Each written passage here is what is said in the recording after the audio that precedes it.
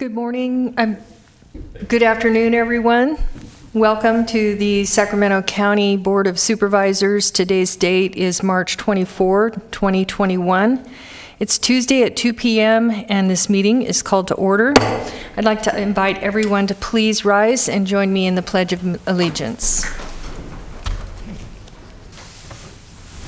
I pledge allegiance to the flag of the United States of America and to the republic for which it stands, one nation, under God, indivisible, with liberty and justice for all.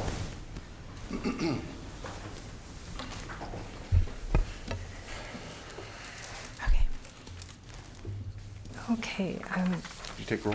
I'm not used to afternoon meetings, and at this time I'm going to ask our clerk to please call the roll and establish a quorum. Yes. Good afternoon, Supervisors Desmond. Here. Kennedy. Here. Natoli. Here. Cerna. Here. Frost. Here. And you have a quorum. This meeting of the Sacramento County Board of Supervisors is cablecast live on Metro Cable 14, the local government affairs channel on the Comcast, Consolidated Communications, and AT&T Uverse cable systems. The meeting is closed caption and is webcast at sacmetrocable.tv. Today's meeting will be repeated Sunday, March 28th at 8 p.m. on Channel 14. This meeting is also broadcast live on KUBU Radio on 96.5 FM, and a DVD copy is available for checkout from any local library branch. And I will defer to you, Madam Chair, for your chair announcement. Thank you. I don't have any special opening comments, so I'll go ahead and open with the meeting announcement. In compliance with the directives of the county, state, and Centers for Disease Control and Prevention, this meeting is live streamed and closed to the public. Temporary procedures are subject to change pursuant to guidelines related to social distancing and minimizing person-to-person contact. To make a verbal comment at today's meeting, dial 916-875-2500 and follow the prompts to be placed into the queue for a specific agenda item or off-agenda matter. Please refer to the agenda and/or watch the meeting to follow along to determine when it's the best time to call or be placed in the queue to make your public comment.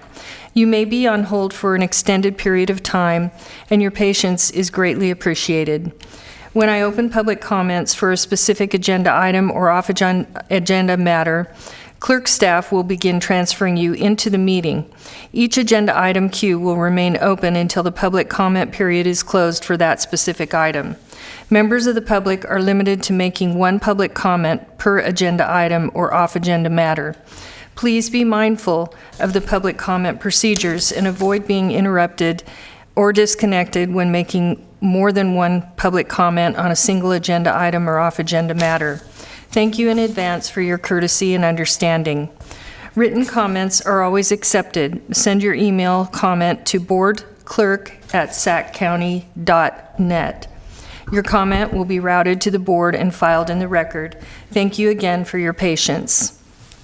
And if the clerk will please read the first item, please. Okay, so for today, we do have some items that are going out of order. At your meeting yesterday, you continued the Worker Protection, Health, and Safety Act of 2020. It was an urgency ordinance, or in the alternative, a regular ordinance, to today. And so we're going to hear that item first at 2 o'clock before your other items. You do have a lengthy agenda. And so this is a request from Supervisor Cerna for consideration of adoption of an urgency ordinance to extend Sacramento County Worker Protection, Health, and Safety Act of 2020, or in the alternative to consider adoption of the proposed ordinance as a regular ordinance. I'm sorry, I might have missed something. Do we have any off-agenda callers? You don't. Okay, thank you. Okay, I'll go ahead and close the off-agenda callers at this time. Okay, and we'll begin now. You've already read item 7, and I will turn it over to Supervisor Cerna for comments. Great, thank you, Chair. So I wanted to get some last-minute questions answered by our county council, and that was, as my colleagues will recall, the reason for the one-day continuance.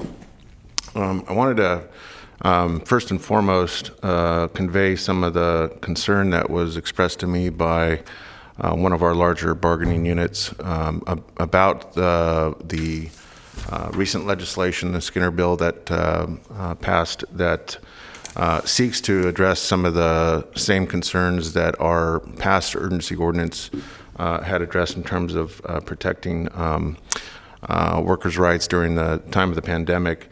And the reason I have Lisa Travis, our county counsel in Chambers, is just to verify that her office has taken a look at the legislation and can more or less state that the state legislation actually will offer protection to both our county employees and other employees across the county and across the state. And in fact, by passing the urgency ordinance, we may actually adopt some potential conflicts with the state law. So I just ask County Council to confirm that what I've just made mention of is in fact the case. Yes, in relation to the sick leave provisions of the worker protection ordinance, that is correct. The state law has a lot of similarities and a lot of the same protections that were available in our ordinance that's been in effect for over 6 months. But the state one has actually a little bit more protection for employees, and it does apply to employers that are 25 and over, including the county.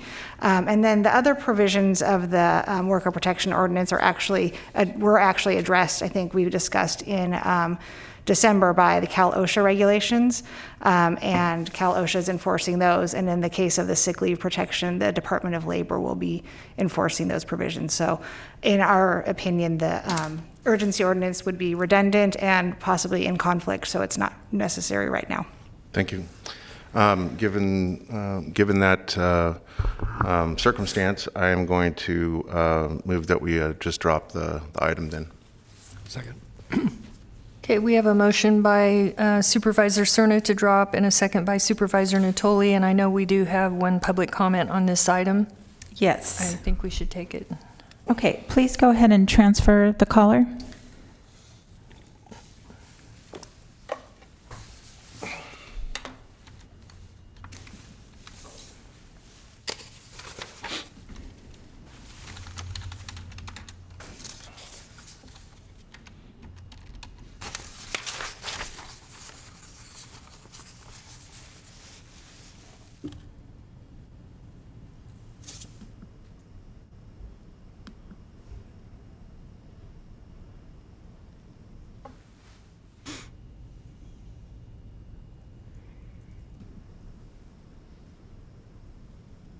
I think the caller is not in our general system, and so they're trying to coordinate it, so my apology. All right.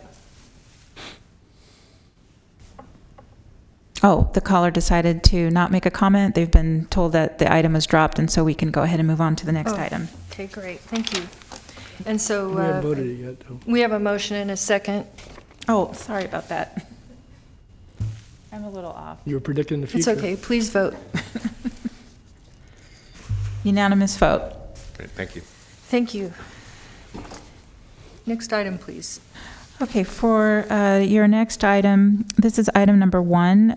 This is the Wildhawk North Unit 9. This is a rezone, community plan amendment, comprehensive plan amendment, tentative subdivision map, special development permit, and a design review for a property located at 9942 Gerber Road in the Vineyard community. The environmental document is an addendum to prior environmental impact report. Good afternoon, Chris. Good afternoon, Chair Frost, members of the board, Chris Bahuli with the Office of Planning and Environmental Review. I will be providing the staff presentation for the next 3 items. The Wildhawk North Unit 9 project is located in the area in red crosshatch on the graphic, and is south of Gerber Road, east of Bradshaw Road, and west of Vineyard Road in the Vineyard Springs Comprehensive Plan area. The project is adjacent to some approved maps. The Wildhawk Northeast and Wilman projects are directly adjacent to this proposed map. These subdivisions shown on the slide are all part of the Greater Wildhawk North project, which at build-out will include approximately 1,000 units. The Wildhawk North Unit 9 project, as the clerk mentioned, includes a rezone, community plan amendment, comprehensive plan amendment to establish residential zoning and land use designations consistent with the proposed tentative subdivision map, which proposes 51 single-family lots, a 1.4-acre park site, and a 2.8-acre channel open space site. The proposed tentative subdivision map also includes the abandonment of obsolete easements. The project request includes an exception to Title 22 of County Code and a special development permit to deviate from lot area standards. Finally, the project includes a design review to comply with the countywide design guidelines, as well as design elements from the Vineyard Springs Comprehensive Plan. The proposed lotting and street pattern for the Wildhawk Unit 9 subdivision connects and is compatible with the approved Wilman and Wildhawk Northeast subdivisions. Primary access to the proposed subdivision will occur from Gerber Road to the north through a series of roadways, which will connect to the approved Wildhawk Northeast project. The tentative map includes 51 40 by 80 typical lots, as I mentioned, one 1.4-acre park site, which will be dedicated to Southgate Recreation and Park District, and one 2.8-acre open space lot, which features Gerber Creek, again, which will be dedicated to Southgate. Gerber Creek does traverse through the project site and will feature a multi-use trail on its south side. For RD10 development, typically a design review is required during the entitlement process. However, as this subdivision is linked closely with the adjacent subdivisions and home design has not yet been approved for those subdivisions, the applicant instead prepared a lot fit analysis to demonstrate that the proposed lot sizes and lotting pattern could support development of single-family homes in compliance with development standards.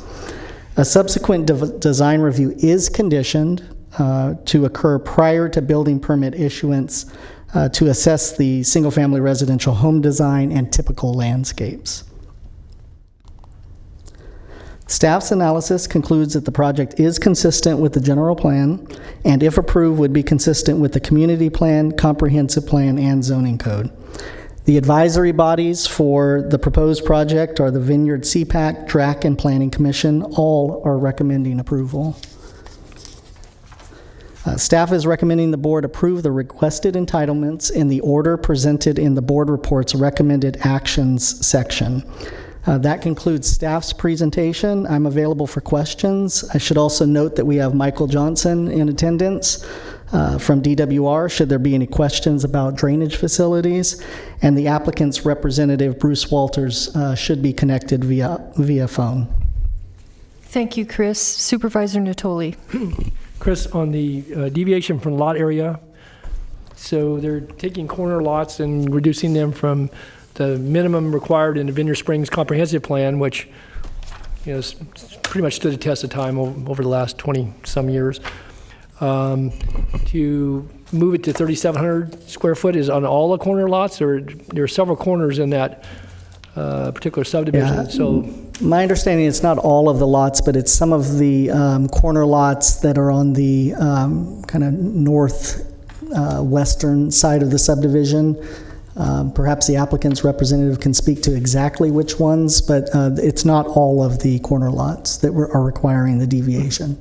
And it kind of relates to what you were pointing out there on the submittal, to look at the lotting pattern to see if the houses could be accommodated, I guess, with more non-discretionary review at a later date.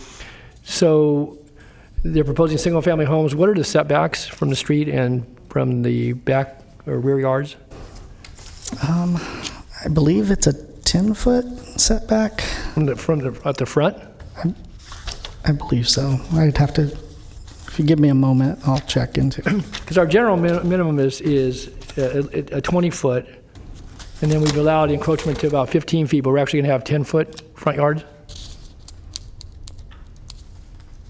And 10-foot rear yards? Again, it'll take me a moment. Okay, that's fine. I'll find it, though. Okay, those are all the questions I had, just about the setbacks. Thanks.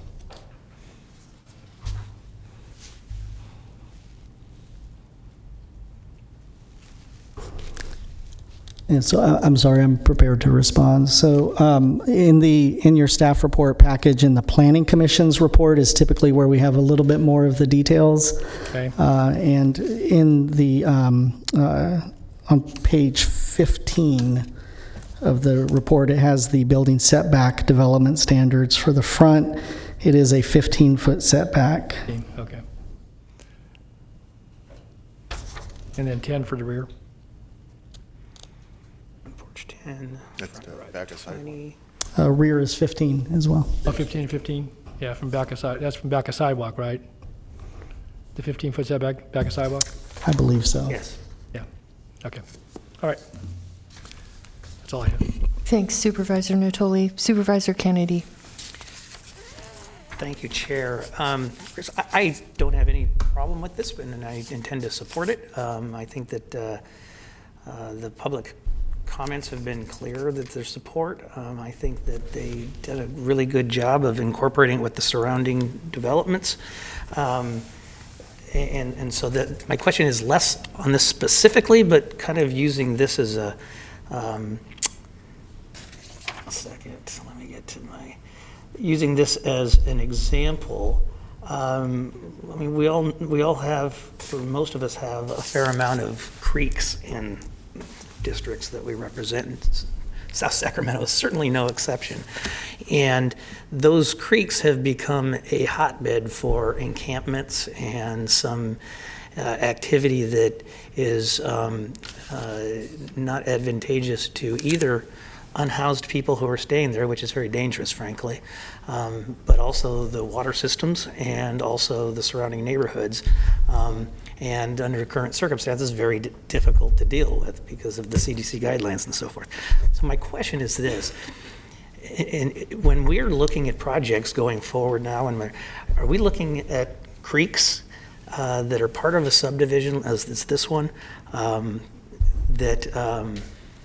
we looking at through the lens of the impact of homeless encampments and how, and looking at conditions to try to mitigate that? Absolutely. I'd say not only just through the conditioning of projects, but primarily, and you can see it evidenced here with the design of the subdivision and the fact that there's a frontage road.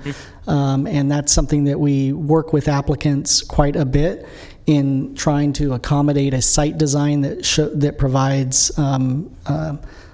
public road frontage on these areas that could become nuisances in the future, sometimes at a cost to the applicant, given that their lotting might not quite work to have home or have a frontage road. But we really work with applicants to ensure that that there are eyes on those public spaces so that they don't become nuisances, and that's evidenced by the way that this project is designed. I see that, and that's why I'm supportive, because that may be true, and you might lose some lots, but we get a lot. I'm sure everybody up here, we get calls of camps that are right behind people's back fences where fires have taken place and so many other things. So I hope that we're really looking at that, and I appreciate what you've done on this project. So, do we have any public comment? We do have an applicant on the line. I don't know if the applicant wishes to speak, and I know we need to take an oath. Does the applicant wish to speak? And if not... Bruce Walters, Walters Land Planning, yes. Oh, hi, Bruce. I think our clerk needs to take an oath with you, and then we can have you speak.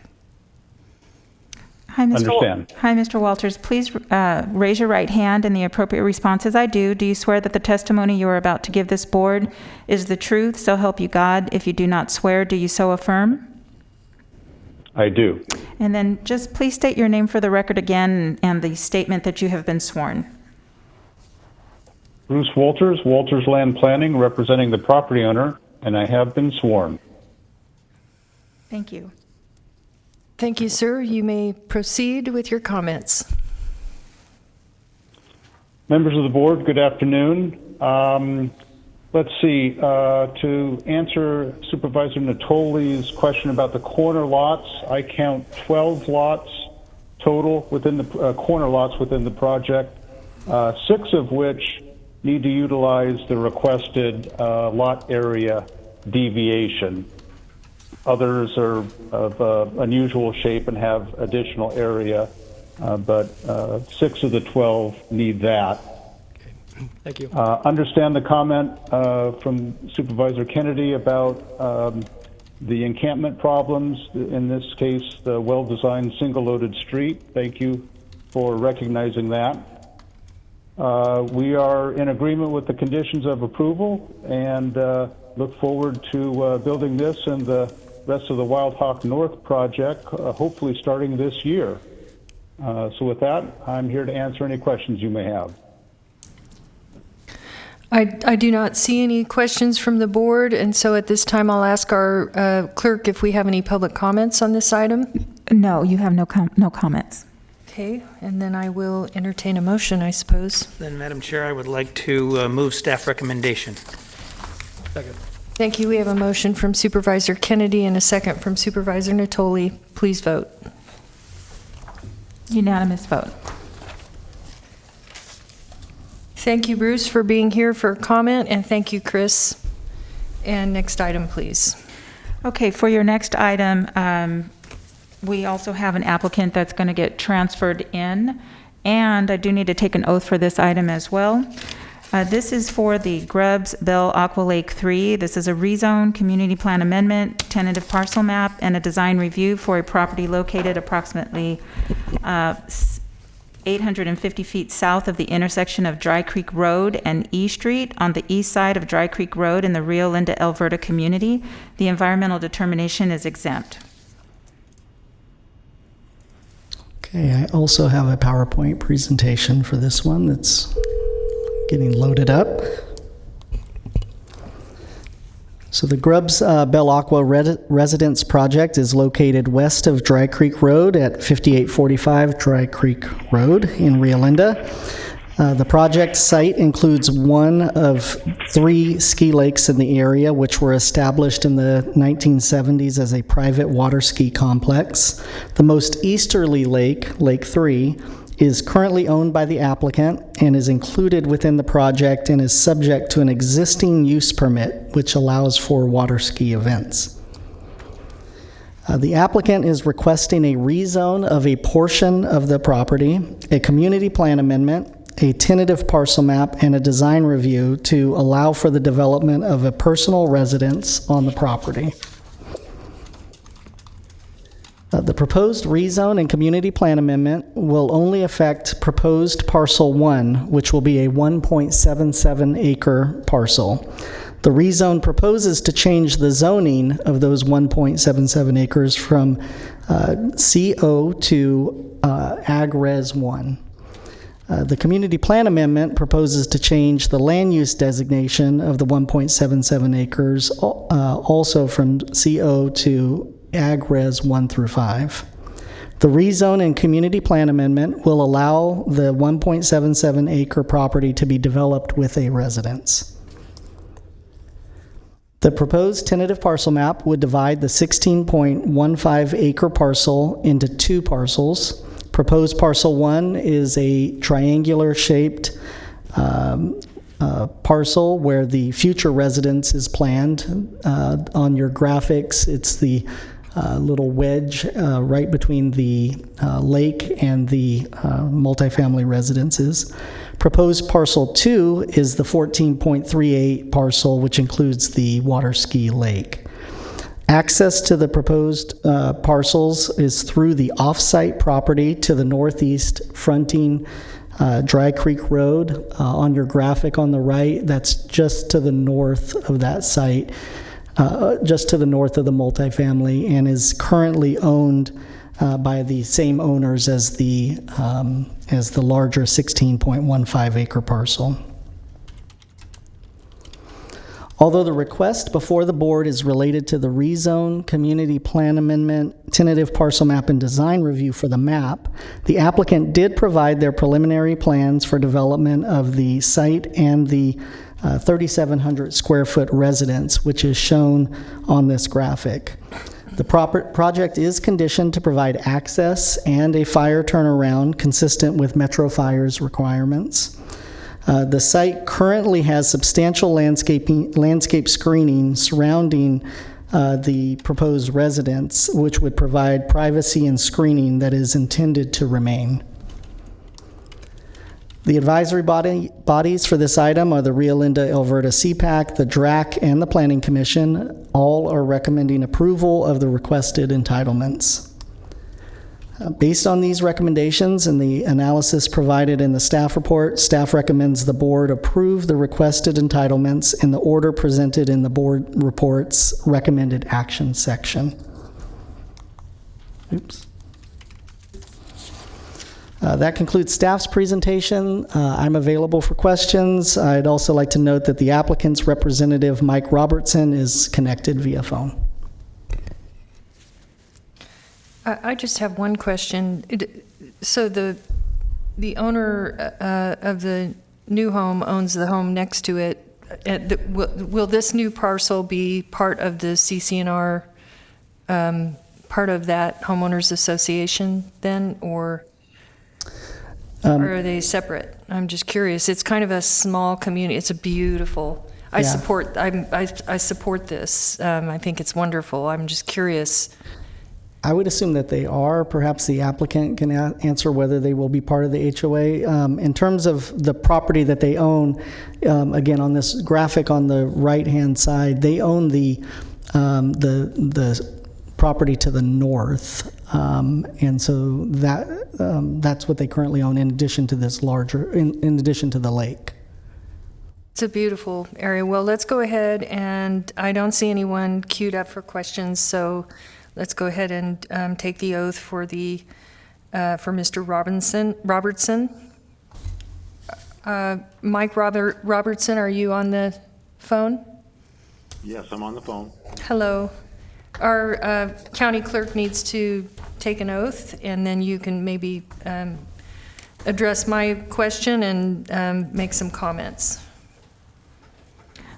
Hi, Mr. Robertson, please raise your right hand and the appropriate response is I do. Do you swear that the testimony you are about to give this board is the truth, so help you God? If you do not swear, do you so affirm?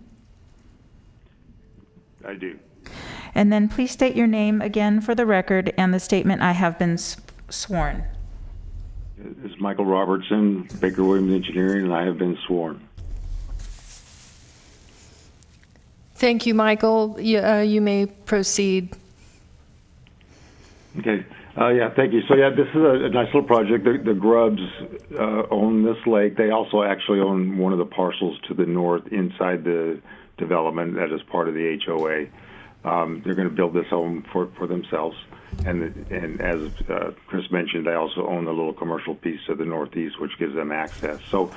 But as far as being part of the HOA, no, I don't believe this one is be separate, but they are involved with the HOA through memberships and access for the lake itself. So they are still in direct communication with them, but this is not necessary for this particular house and parcel to be part of the HOA.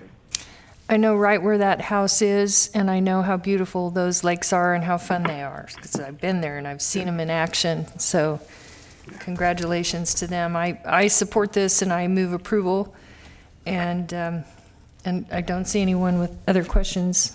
I'll second. Second by Supervisor Cerna. Please vote. Unanimous vote. Thank you. Thank you, Michael Robertson, for being here. And next item, please. Okay, on our next item, we also have an applicant that will be transferred in. Please go ahead and transfer the applicant in now, and I'll go ahead and read this item into the record.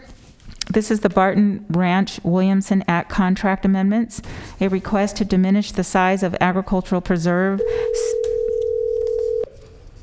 and to amend 6 agricultural preserves to allow solar photovoltaic and battery energy storage as a compatible use on multiple parcels located along Scott Road in the Consumnes community, and the environmental document is exempt. Okay, Supervisors, Chris Bahuli again. It's my pleasure to present this item, which is the Barton Ranch Williamson Act Agricultural Preserve Amendment. The requested actions before you would impact 56 parcels totaling approximately 2,900 acres of land known as the Barton Ranch along Scott Road in the Consumnes community. The applicant requests an amendment to 6 agricultural preserves to establish solar photovoltaic and battery energy storage as compatible uses for those preserves, and to reduce the size of one of those agricultural preserves. This map highlights the various Williamson Act and agricultural preserves in the area surrounding the subject site. The 6 preserves associated with this action are outlined in red. I apologize, it's a little difficult to see on the graphic. The area in purple on the north part of the map includes Agricultural Preserve 70 AP 44, which is the preserve with the requested reduction action. The map on the left side shows the current zoning of the subject site, which is Ag 80 for all properties. The map on the right of the slide shows the farmland mapping designations and indicates the subject properties are grazing land and that none of the land is considered prime farmland. I'd like to spend a moment to discuss the reduction in the size of Agricultural Preserve 70 AP 44. During the review of the proposed request, planning staff identified a 68-acre property that was part of the preserve but was sold to the state of California and is part of the Prairie City State Vehicular Recreational Area. That is demonstrated on this graphic here. The graphic on the left shows the existing preserve, and on the right shows what it would be amended to be. Through coordination with the applicant team, the State Department of Parks and Recreation, the State Department of Conservation, and County Council, it was determined that the state-owned property could be removed through an action to reduce the size of the preserve, and therefore it is included as part of this proposed amendment. Correspondence confirming the state's concurrence with this approach is included in your report package. I'd like to highlight some of the key points with this request. As I mentioned, the purpose of the request is to amend the Williamson Act and agricultural preserves to include solar photovoltaic facilities and battery energy storage as compatible uses. If approved, staff expects to receive an application for a solar facility of approximately 900 to 1,500 acres within the identified contract area that would include a 125 to 250 megawatt facility. The applicant has indicated that vegetation would grow under and between the solar panels to prevent erosion and to provide forage for sheep grazing, and that cattle grazing would continue on the remainder of land not containing solar panels, which is currently how the property is being used. The zoning code allows for commercial solar facilities greater than 10 acres in the Ag 80 zone, subject to a use permit by the board. So if approved and if an application is submitted, it will come back before the board for consideration. The zoning code also states solar facilities are not allowed on agricultural preserves except when specifically allowed under their contracts. These uses are not currently listed as compatible uses in any of the 6 contracts and agricultural preserves that I have mentioned. On April 17th, 2020, the Planning Department issued a zoning verification letter requiring that an amendment to these contracts be issued prior to pursuing the use permit for the development of these facilities. With regards to the Williamson Act requirements, there are no specific findings for amending the contracts or the agricultural preserves. The Williamson Act grants counties broad discretion to adopt local rules defining allowable uses on all parcels within agricultural preserves. Recent State Department of Conservation materials related to solar facilities have identified amendments to contracts as an appropriate path to allow for these facilities on contracted land. Those materials issued by the state are also included in your report package. In addition to meeting use and development standards of solar facilities and the use permit findings of the zoning code, an eventual solar facility project would need to be found consistent with the Williamson Act's principles of compatibility. But again, that would happen with a use permit that would be submitted and analyzed. The Agricultural Advisory Committee has met on this project and is recommending approval. Planning staff is recommending that the board recognize the categorical exemption in compliance with CEQA, adopt an amendment to the agricultural preserve resolutions listed on this slide and in your package to allow for solar, photovoltaic, and battery energy storage as compatible uses, and adopt an amendment to Agricultural Preserve Resolution 70 AP 44 to diminish the size of the preserve and also to allow for those uses as compatible uses. That concludes staff's presentation. I'm available for questions, and Jim Gillum, representing the applicant, is available via phone. Thank you. Before we move to Jim on the phone, Supervisor Cerna has some comments. Thank you, Chair.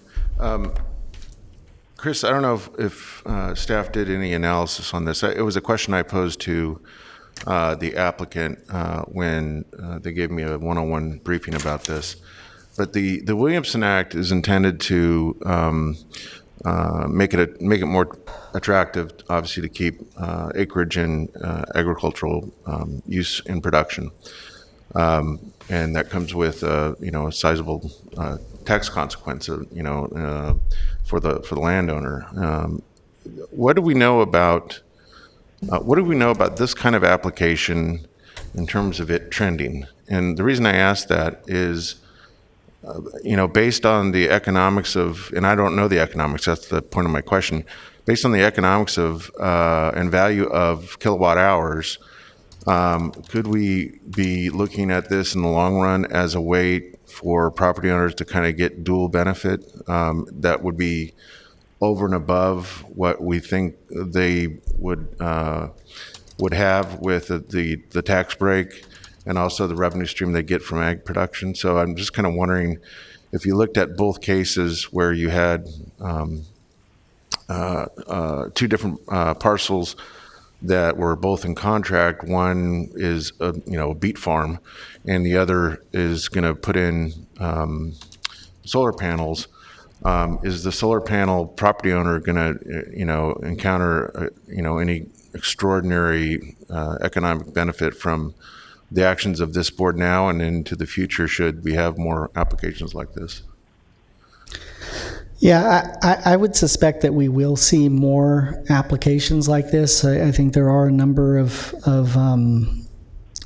projects that are currently being contemplated in areas like this. So I do think that this could be something that we see more of. Staff did look into and get or request information from the assessor's office to really try to understand what the change or what the lost benefit would be. And as best we understand, that solar facilities, that the equipment, the way that it's valued, it doesn't appear to have much of an impact on lost revenue to the county by allowing for the contract benefits to continue. Now, I'm not sure what the economic benefits are to the landowner in terms of the lease that they would enter into with the the owner-operator of the solar facility. I assume that it's a lucrative arrangement for the landowner. But in terms of again, the kind of lost benefit to the county by assessing the solar facility at a higher rate perhaps than what we would be receiving with this as contracted land. My understanding, based on the research that we did, and some of that is included in your report, that the assessor does not value the solar facility as they assess it at the point of departure from the site, which at least again, our understanding is that it would be a minimal impact financially to the county.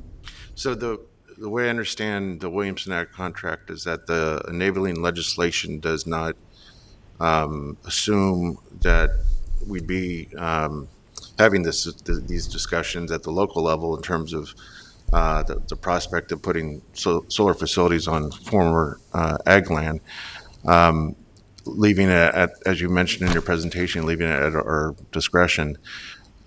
Do we have any guiding policy framework here in Sacramento County about this? And if we don't, perhaps it's time that we think about that. And I don't know what that would look like or where it would reside. I don't know if it's a general plan set of policies or a standalone ordinance or ordinance revision. But it seems to me that while I have no problem with this particular application, just in the spirit of good planning and being thoughtful about this in the future, this board might want to consider, and planning staff might want to consider bringing to the board a comprehensive policy on this that helps us think through the merits of similar applications in the future. I think that's a good point. We can. Thank you. Thank you, Supervisor Cerna. Supervisor Natoli. Yeah, I don't have any questions. I just wanted a couple of observations. One being that the agricultural preserve on these properties are some of the early contracts in the late 60s. I think the numbers in 1969 obviously are some of the very early contracts for that year.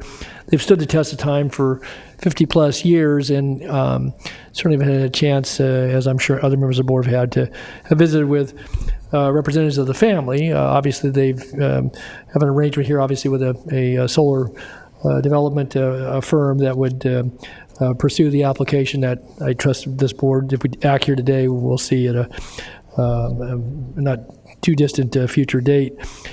But I did want to note that one of the avenues I think that a number of ranchers and farmers are looking at, certainly not to diminish, I think, anything that Mr. Cerna was alluding to relative to the farming activities and limiting those, but when you have a ranch the size of 3,000 acres, irrespective of whether you have Williamson contract or not, that certainly has some tax benefit accrued to it. There's a fairly hefty land value that that's on the tax rolls, and obviously ranching and farming are business propositions, but in this case, this family, the Ledbetters and the Bartons, and obviously the successors, the Mosers and other family members have kept the ranch pretty much intact over the years. And I think, as I understand it, and we don't have too many remaining ranches of this size in the county. There are a few. Some have pursued entering into mitigation credits. Others, I think, have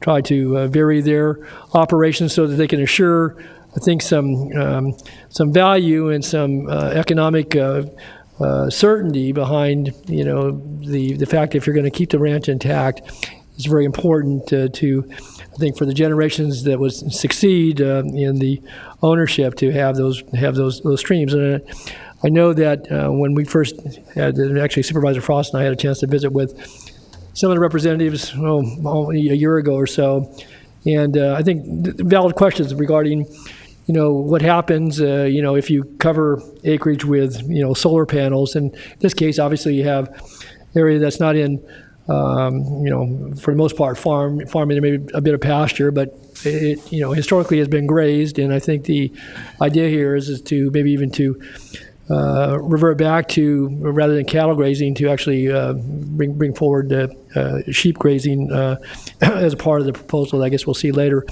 So I think, as this county, certainly, certainly Phil and I have been here going back, and maybe even Patrick, we had some discussions about some of the solar installations that were coming forward, a handful of years ago, and some of those were on lands that were either statewide importance or unique farmlands, and we had quite a bit of discussion because, again, in partnership with our local utility and others, not so much, but we were looking at land that actually, was farmed more actively, and again, I don't know exactly how this might compare against grazing, but I think the return in those cases was probably a bit greater because of the nature of the land. Irrigated farmlands in those cases, a lot of this is, if not in its entirety, a lot of it is non-irrigated. I think those are valid questions, and we probably, again, if we're going to see more applications, at least to have some guidance around this. But I do think the underlying point I wanted to make here is that, as I see it, this is a way to allow family members, and obviously as families evolve over time and you pass on through generations, keeping large tracts of land together and keeping the agricultural aspect there and making that the economics work. And we've heard from other landowners in the area. I think that's an important aspect of it. And if solar doesn't compromise the agricultural value, doesn't undo the agricultural preservation aspect of contracts, that we administer, and certainly this county has been a staunch supporter of the Williamson Act and have made up the difference when the state pulled out the rug relative to any subsidies or subventions, and we stood up tall in this county and continue to do that, and to this very day. So I'm supportive of the application, and certainly interested to hear from the applicants. But I think certainly Supervisor Sterner raises some good points, and probably again for another day. But I think we probably ought to have some policy guidance around this going forward in the future. Thanks.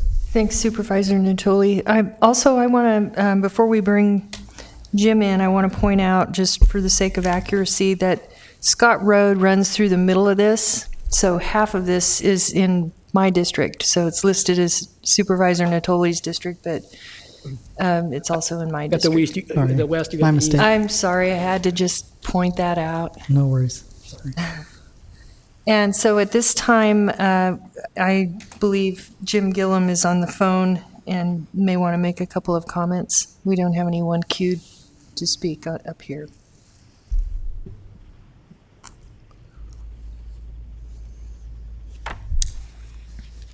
Oh, something happened with the line. Oh, there he is. Can you hear us, Mr. Gillum? I can, yes. Oh, okay, you can go ahead and address the board if you have comments or questions at this time. Thank you. Madam Chair, members of the board, Jim Gillum from Gillum Consulting representing the applicant today. Thank you to Supervisor Cerna and Natoli for the comments. I'm glad that staff was able to get some more clarity on the assessor's treatment of solar facilities. We were still looking into that question that you asked us the other day. But staff did an excellent job of laying out the overall ask here, and we greatly appreciate their comprehensive report. I don't have a lot to add other than that I did want to mention that the amendments that are before you today are very specifically to the contracts on this ranch, with the exception of the removal of the state that no other property owners are affected. The anticipated size of the solar project that we might bring back to you is somewhere around 800 acres. I know we had talked with the county before, and that's where Mr. Pahuli got the larger numbers that he stated earlier, but more refinement has been done since then. And the ranch is 3,000 acres in that ballpark. We do plan to include in that proposal the sheep grazing that was mentioned. That is a historic use within the project area, specifically on the ranch. So we do look forward to, after we hope you approve this, coming back to you with a proposal for this site. It is important to note that finding appropriate land that's close to interconnects to SMUD is important. It's difficult to do. This site is very well situated, and again, the grazing characteristic of the land is important to the Ag Commission as well. And unless the board has questions, that's all I have. Jim, I know we probably talked about this a year ago, but I'm trying to remember how we dispose of the solar panels. Yeah, so thank you for that. The plan will be put forward with not only a commissioning but a decommissioning plan with security to ensure that the panels get recycled and that it's part of the project cost, not something that's left to chance in the future. So there will be a decommissioning and restoration plan associated with an application. Thank you. I don't see any other folks queued up to speak. Do we have any public comments? Yes, ma'am, we have one public caller. Okay. Please transfer the caller. Hi, caller, please start with your comments. You have 2 minutes.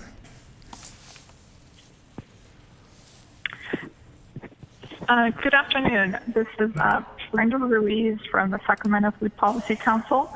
I wasn't expecting to call in on this item, but I appreciate Supervisor Cerna's comments concerning the need for some land use policy around ag land and making sure that we preserve our historic asset for the region. These Class 1 soils have been developed over time of probably millions of years, and they're irreplaceable for growing food. And I'll be calling in later on the environmental justice element on the food access, but I think the observation was a keen one, and we look forward to continuing our partnership with long-range planning on discussions around access to land for BIPOC farmers. How can we smartly balance our land use strategies with our identification as a farm-to-fork capital, as well as the needs to develop enough affordable housing in the region. And it's a really fine balance, and I appreciate the observations from Cerna. And again, no real comment on this exact project, but again, with the food system assessment and the food action plan that the Food Policy Council is leading with other partners, including DHS and long-range planning, we're excited that this conversation is happening. Thank you. Thank you. And that concludes your public comments. Thank you. So I'm going to go ahead and move the item. Good. And it's seconded by Supervisor Natoli. Yes, Mr. Desmond got it. That's okay. I'm going to vote yes. Oh, was it? I am losing my hearing. I know you were looking at me, but Desmond got in there before I said second. So Okay, sorry, Supervisor Desmond. Seconded by Supervisor Desmond. Please vote. Unanimous vote. Thank you. Thanks, Jim. Thank you, Jim, for being here. Next item, please. Okay, so on our next item, we also have some folks that we need to transfer into the meeting. So please go ahead and transfer, and I'll read the item into the record. This is the Franklin Septic Conversion Project. It's a general plan policy amendment to allow the provision of limited urban services outside of the urban policy area and the urban services boundary to the town of Franklin. Franklin is located immediately west of the city of Elk Grove along the intersection of Hood-Franklin Road and Franklin Boulevard in the Delta community. The environmental document is a mitigated negative declaration. Good afternoon, members of the board. Leanne Moffett, your planning director. I'm here to do this item and the next one, which are the two items that are going to make up your first round of general plan amendments. And so I will be explaining when we get to the end of this item. We're actually not going to take the actions right away. We'll hear this one, we'll hear the next one, and then I'll help walk you through how we take the order of the actions. That's Oh, always we a little really- confusing, but yeah. We appreciate that. Thanks. So I also wanted to mention that there are a number of other individuals involved in this project. I first want to thank John Lundgren and Julie Newton of my staff who've worked on this. In the audience today, I have Dave Achanachak. I'm going to mess up his last name. He's right up here with Regional Sanitation. And then on the phone, we have Monique Day with West Yost Engineering available in case there's any specific questions on the project. I don't have a PowerPoint today on this one, so I know planning always has PowerPoints, but not on this one. So as background remarks, during the last general plan update, which was adopted in 2011, we worked on and developed a policy for the general plan that was contemplating allowing limited infrastructure to the small rural towns. Initially, we were looking at Franklin and Freeport. And through that process, we did move forward with policy LU 75, referencing Freeport, but there had been some concerns at the time, and so we dropped the town of Franklin out. And now we are coming back in as there is renewed support for sewer service in the town of Franklin, and Regional Sanitation is pursuing grant funding for a project to provide this limited service to the rural suburban town of Franklin. And so what we have in front of you is adding the reference to Franklin back into that policy LU 75. So a pretty straightforward item. Supervisor Natoli, I assume you're going to mention there have been some meetings leading up to this hearing with some interest about by adjacent property owners down Hood Franklin, who may also ultimately be interested in having some available sewer service. I did want to mention this project before you today wasn't quite scoped to take that on, but there may be other opportunities to look into that I think Supervisor Natoli is going to reference in the context of exploring potential sewer provision to the town of Hood. Right. So staff are here in case you have any questions. We'll begin with Supervisor Kennedy. Thank you, Chair Lillian. So similar thing is being looked at and planned, and we've had community meetings and all of that for Old Town Florin. Does what we're doing today impact that at all? No, Florin is already inside of the urban policy area, so it is absolutely inside the UPA. This is not a policy issue. The situation with Franklin and Freeport were that they were outside of the county's urban policy area boundary, and there were some concerns about big extensions of sewer and the growth-inducing impacts on adjacent ag lands. And so this is a narrowly tailored language to allow limited sewer outside the UPA because they're already existing urbanized old historic towns. Got it. Thank but you. Florin is well within the urban area. Yeah. Thank you. Thank you, Supervisor Kennedy. Supervisor Natoli. Thank you, Madam Chair. I think Leanne did a very fine job in summarizing the report before you. And as I was reflecting on this, and certainly I've had a chance to talk with sanitation district staff over the course of a number of months, but when I look back on this, we started out back in 2005 and 6 talking about towns of Franklin and Freeport, and now here we are, fast forward to today. And Freeport, though, is completed. The sewer, it was the first one of our conversion of septics, and as Supervisor Kennedy pointed out, both Old Florin Town, there are areas out in the Relinda area, I believe, and Linda Manor, and others that were pockets, either immediately adjacent to urban and suburban areas where sewer is available and or were worked around over time. And here, one of the distinctions is both in Freeport and in Franklin, the two rural towns were not only on septic but on wells, and they have, as Leanne noted in the staff report, some suburban densities, the core, 1 or 2 blocks of the towns, and then residential interspersed with, some different commercial activities that have, reflected the townships. And in Franklin, there's, formerly was a fire station, but the Franklin Elementary School property is there, and currently not serving as an elementary school any longer, but part of the Elk Grove School District. And but it's all been served by septic, and so the prospects of bringing sanitary sewer connections to this community are important. There's still work to do, and I know that Dave and his colleagues at Sanitation District and SASD Sewer District have been working. We're still trying to do the community income survey and to determine eligibility for some of the state funding and so forth. But this is an important step. Without this, we aren't able to move forward.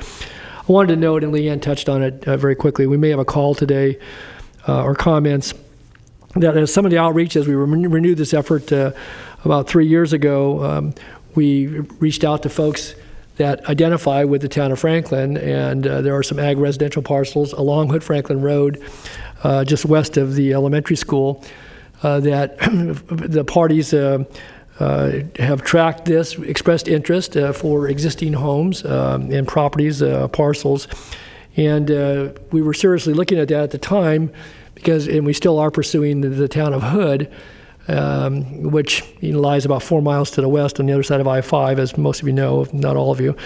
And looking at bringing sewer, proposed alignment was to come along Hood Franklin Road and probably tie in. The closest point would be to tie into a system in the town of Franklin.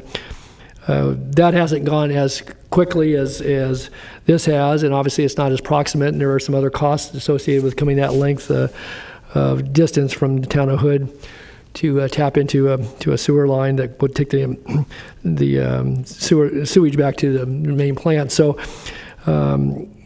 that's no longer being pursued, but those property owners had tracked it and hadn't learned until more recently that they were not being included in the proposal. And I think to the point to be made here, though, is that they want to make it very clear they are interested. There are, by count, at least on the east side of I-5, 4 or 5 houses and a handful of undeveloped ag res parcels. For the most part, they're agricultural ag 20 parcels or bigger that would potentially be serviceable by an extension of a sewer line. But there are costs associated with that, and obviously, as Leanne pointed out, staff was concerned about other aspects of extending that too far to those rural parcels. But I think those folks want to reserve the right, and I certainly agree with them to, pursue that discussion as we continue to work on the potential for bringing sewer to the town of Hood and how we're going to connect. And so I wanted to put that as a part of the record today. But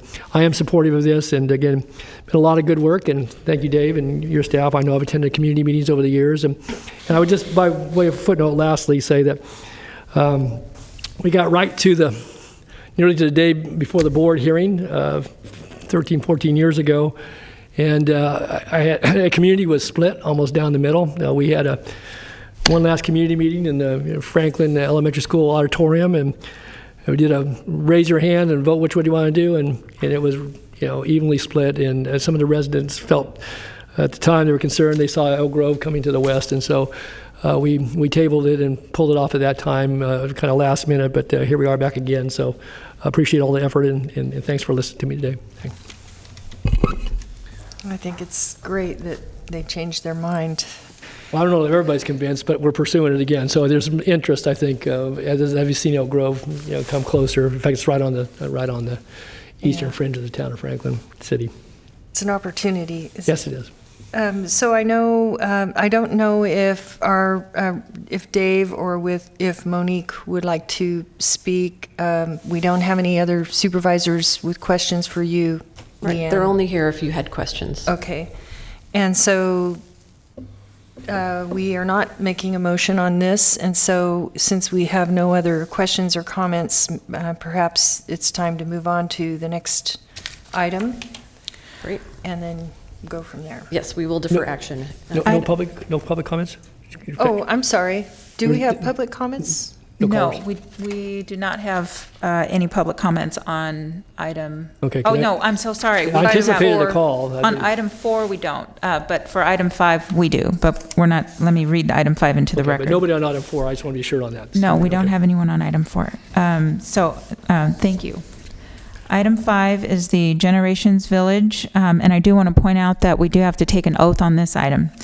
And this is for Carmichael Commons. This is a general plan amendment, community plan amendment, rezone, tentative parcel map, use permit, special development permit, and a design review to allow a 367-unit senior living community on a property located at 5601 Winding Way in the Carmichael Old Foothill Farms community. And the environmental document is a mitigated negative declaration. Good afternoon, members of the board. I'm here to give Leanne Moffett here to give the staff presentation. And then we should have the applicants' representatives, Aaron Walker and Brian Holloway, on the phone at the end for any questions. And then I would also note Michael Johnson from Water Resources is here were there to be any questions that he might be able to answer. Starting off with the overview and location. The site is located at the northwest corner of Winding Way and Hackberry in Carmichael. The site is owned by the Sacramento Adventist Academy and is partially developed with an existing K-12 school. There are currently 3 parcels totaling just under 37 acres, of which 17 acres will be used for this project.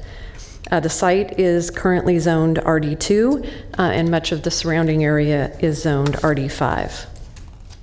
The request for use of the almost 17-acre area would include a general plan amendment from low-density residential to medium-density residential, a community plan amendment from RD2 to RD25, and there is also quasi-public overlay on the community plan because of the school. A tentative parcel map to reconfigure the existing 3 parcels so that the school is on one parcel, the independent living facility is on another parcel, and the assisted living and memory care building is on a 3rd parcel. A use permit to allow congregate care facility, convalescent hospital, and a multifamily development exceeding 150 units. A special development permit for deviation from fencing standards because the school wants to have open fencing, visually open fencing between the facility and the school. And then a design review. So on some of the key points, there is a total of 367 units proposed here, and they are broken down into different types of units. There are 224 independent living units, 8 detached single-story one-bedroom units on the west side, 3 single-story fourplexes on the north edge, and then 204 units broken up into 3 buildings that are independent living. There are 93 assisted living units and 50 memory care units. There's also a performing arts center that will serve both the school as well as the senior facility. There will be 3 points of access. The primary access will be off of Hackberry, closest to Winding Way. That's basically the front entrance to the facility. There will be an emergency access point off of Winding and a secondary access further north on Hackberry that will have a right turn out only requirement. I already referenced the open fencing between the property. And there was also a question during the briefings about the fencing to the north. It's primarily a CMU concrete masonry block, but there is an area closest to Hackberry where there's an existing oak tree, and we need to have them do wood fencing there so that the footings for the masonry wall don't kill the oak tree. And then another discussion point has been about the trees. There have been a tree inventory by Foothill Associates both in 2017 with an August 2020 update. Historical aerials, when we go back and look at them, show that it's only really been in the last 25 years that a lot of the trees have grown. And when you go back and look at a lot of the older aerials, it wasn't very heavily wooded historically. They will need to remove many of the trees, so that there will be a lot of trees removed here. Through the site design process, they were able to save some of the larger heritage oaks, so there will be some oaks retained on site. But they will, we're assuming a worst case scenario for this, so they will have to mitigate for 301 protected oaks. They may be able to do some on-site replanting, but that hasn't been determined, so we sort of assume worst case for this. Madam Chair, can I just ask a question? So is this bullet point accurate, 604 trees? They're not all those are not protected. all oaks. No, I know. Yeah, and they're not all I saw protected. that, Yeah. but now the count is, with this latest revision of the proposal, is the 604 of 635 trees are going to be removed. Yes. Some of those are small, some of those are non-oak and non-natives. Yeah, I saw the list. Yeah. I want to be sure, because there were some different numbers in there, were some revisions in the staff report and the environmental document, but so. It's almost hard to call them trees. I went out and walked the property, and some of them look so small. But Like- there is a canopy. You got 8/10 of an acre of canopy that's being called out in addition to the lost inches of oak trees, right? Right. They will be obviously re-vegetating the site with new landscaping. Okay. But because of the grading, et cetera, and the extent of the buildings, it's difficult to do that around. And then there are some of the larger trees that are being protected. Supervisor Desmond. Thank you, Madam Chair. I was going to wait till Leanne was done with her presentation. I don't mind waiting. Okay. All right, so I'm going to go to the site plan here. This is turned on its side, so north is to the right. I know that's confusing for us planners who always like north at the top, but I'm going to start on the north end, which is the right-hand side of this graphic, and kind of walk you through it. There is a large detention basin at the northwest corner, the top right of this graphic.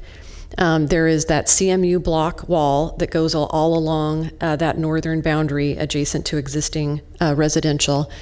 Those units on that north boundary on the right here are the single-story fourplex units for independent living. And then closest to Hackberry at the bottom right, there is one of the larger oaks that will be protected, and that will be where that wood fence portion is there. And then there's also a spot for a community garden outside of the footprint of the tree. And then on Hackberry there, that's where that secondary access point is. And then the next building, kind of on the right-hand side in that big square there, that is the assisted living units and the memory care area. And the memory care area will have an interior courtyard that is entirely surrounded by building, so that those folks are protected there. And then on the west edge, kind of where that triangle butts up, that is where the 8 independent living villas are.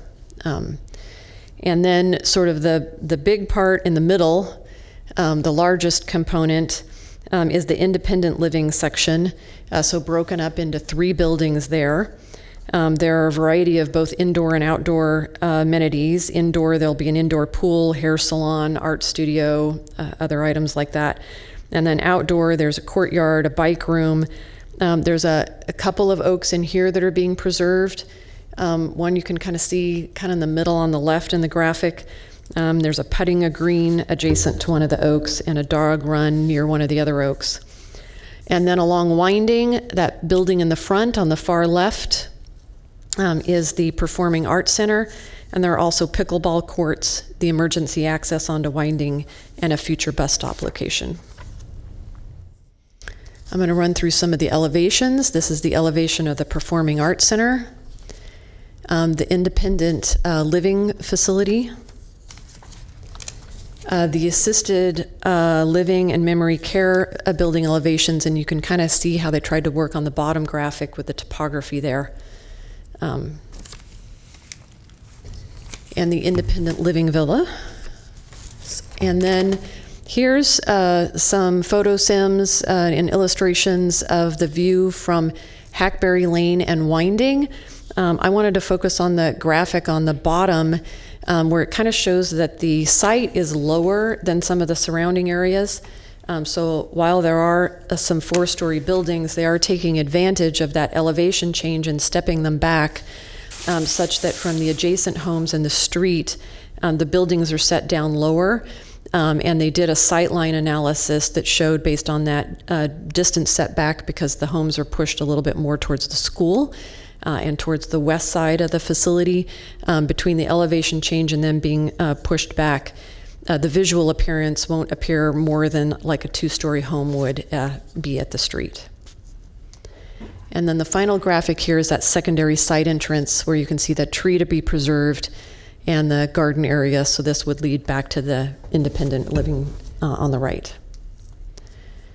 With regard to the environmental review, the CEQA document concluded that there would be less than significant impacts with identified mitigation. There are mitigation measures that address things like noise from the garbage removal, species mitigation, oak tree mitigation, and various measures to ensure protection of any tribal cultural resources that might be found during construction.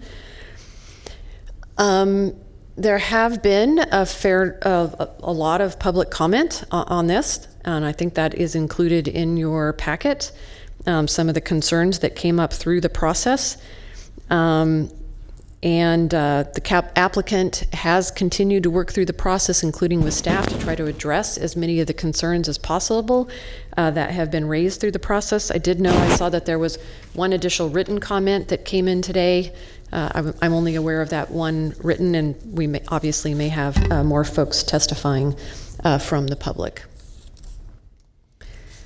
With regard to the staff recommendations, we have a somewhat unusual circumstance here on the design review component, where the design review advisory committee did make an advisory recommendation to not find the project in compliance with the county's design guidelines, while the design review administrator and county staff actually do believe it to be in compliance. So that doesn't happen very often, where we sort of have a disagreement, reach a different conclusion there.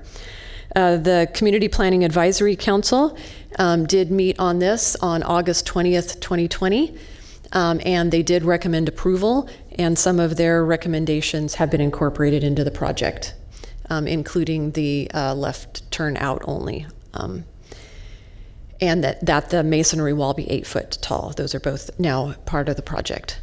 And then finally, the Planning Commission considered this on March 23rd, and they recommend approval on a 4-to-1 vote. There were 5 members of the public voicing opposition at the Planning Commission and 3 in support. So in conclusion, staff does believe, is recommending approval. We believe that there is needed housing, particularly needed housing for the senior community. We believe that the design has sought to put the lower intensity and lower scale buildings to the north and set back from Hackberry. We believe the project is a very high quality design with significant resident amenities, that it's complementary with the adjacent school. We have recommendations of approval from the Planning Commission and the CPAC, and so staff is recommending approval with conditions.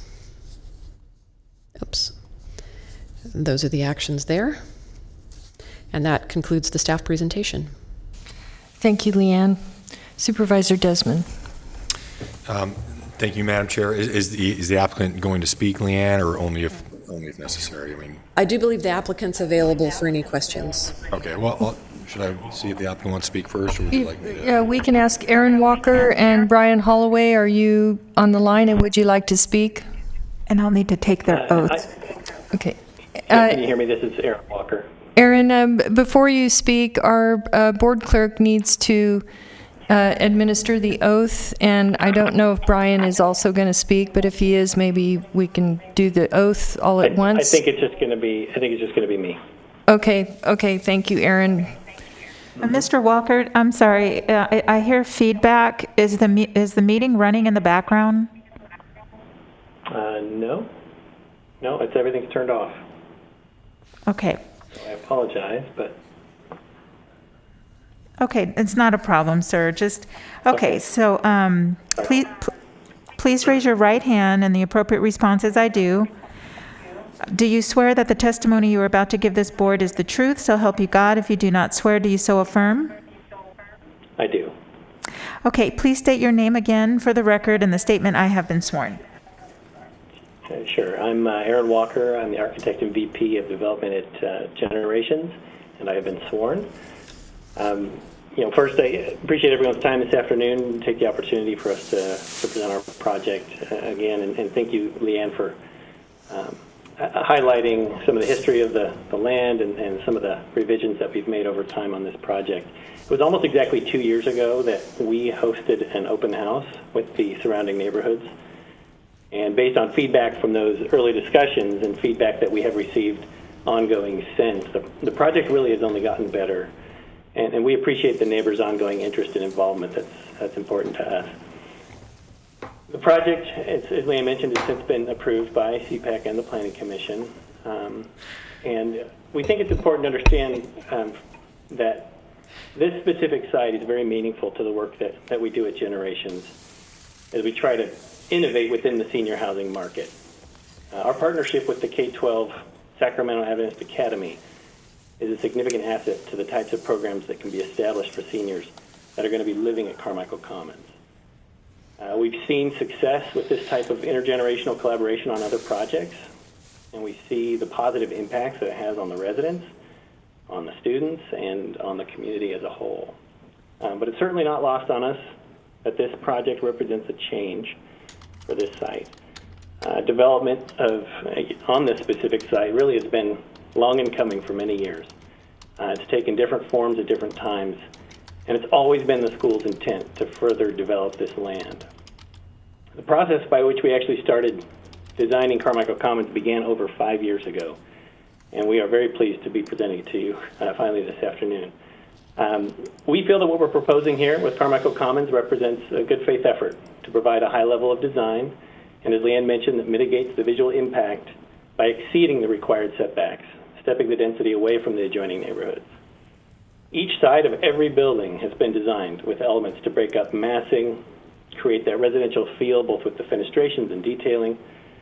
And in addition, as was alluded to, the site will be extensively landscaped with over 400 new trees of a variety of species that will be planted and also maintained over time. This is more than the number of actually protected trees that are being affected. The scope of this project is based on basically being able to provide a robust and active senior community with a high level of amenities and a continuum of care from independent living to assisted living and memory care.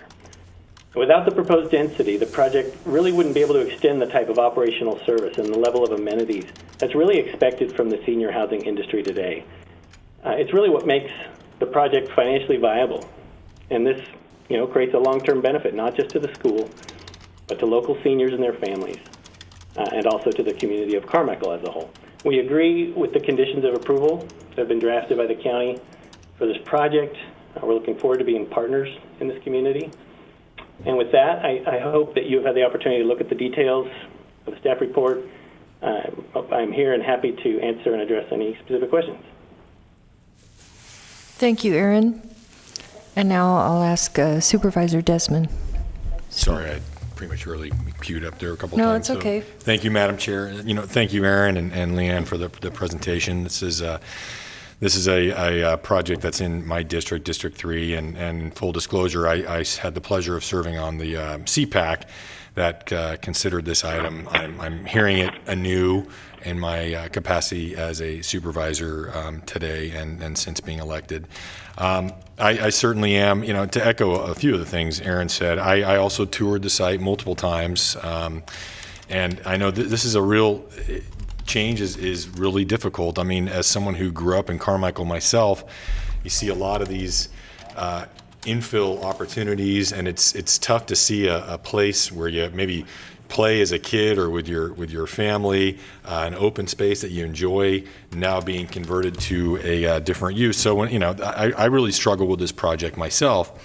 But after touring the project, after understanding, I do have a question. Do we have public comments that we need to take? We do have public comments. Okay, great. Cool. I'll make my comments now. Yeah. We can take that afterwards.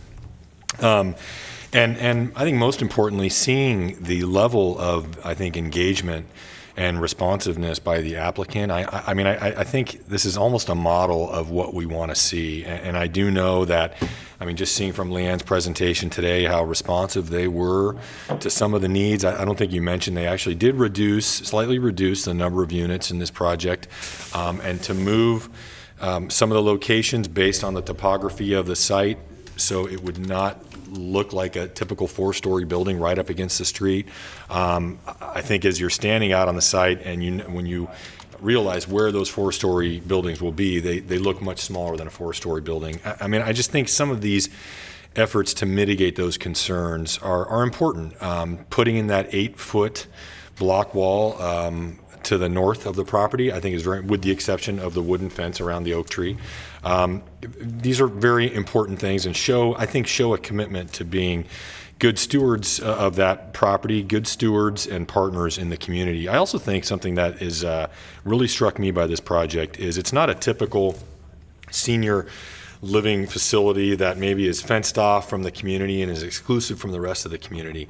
Part of their plan and their model is to be integrated within the community, including having a cafe there that's open to the public, having the Performing Arts Center. I mean, I really think it's going to be a positive amenity to the community. With respect to, some of the concerns that came up and some of the constituents I spoke to, they brought up several things: traffic, the flooding, the 4-story height, which we just talked about, the tree removal, and the density. With respect to the traffic, I mean, I think that we're mitigating that to an extent by only making a right turn exit from the site on Hackberry.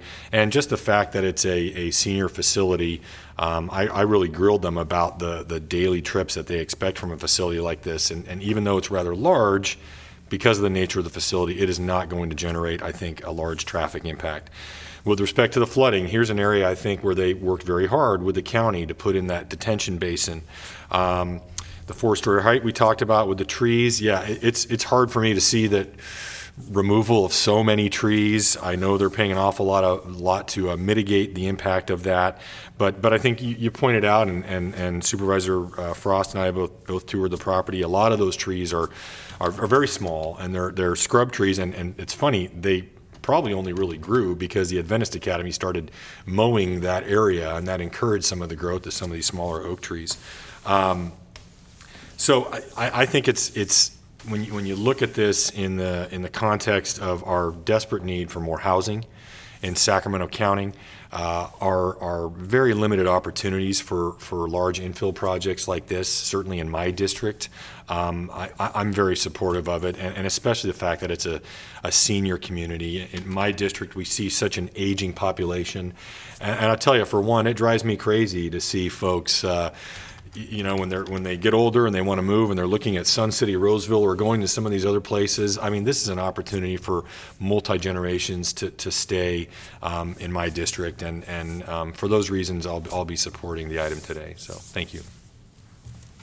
Yeah, I love the idea. It's right next to the school where you can see children playing in the schoolyard out your window. How wonderful is that? I think I want to move there when I get older. So at this time, I believe we're ready to move to public comment. Okay, and I just want to fully warn everyone that I have to take an oath on each caller, so I do apologize for that. I was trying to see if the call agents could do it on the back end, but it has to be done in public. Okay. Okay, please go ahead and transfer the first caller. We have about 3 or 4 comments.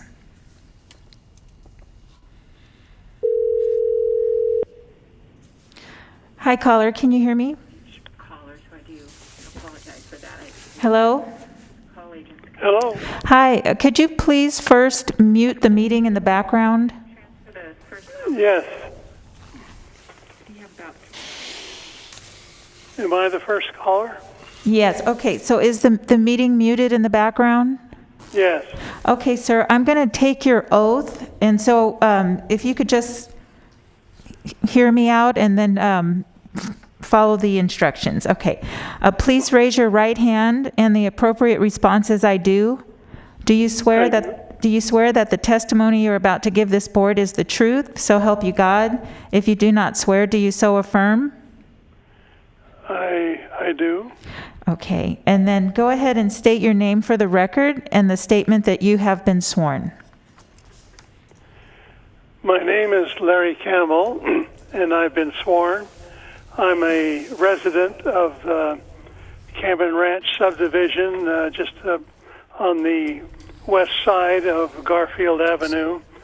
35 years ago, our homes began being flooded by the increased conversion of undeveloped land into developed land, where the water runs, instead of being absorbed by the undeveloped land as this is, it becomes 90% runoff with roofs and streets and parking lots, and so the water has to have some place to go.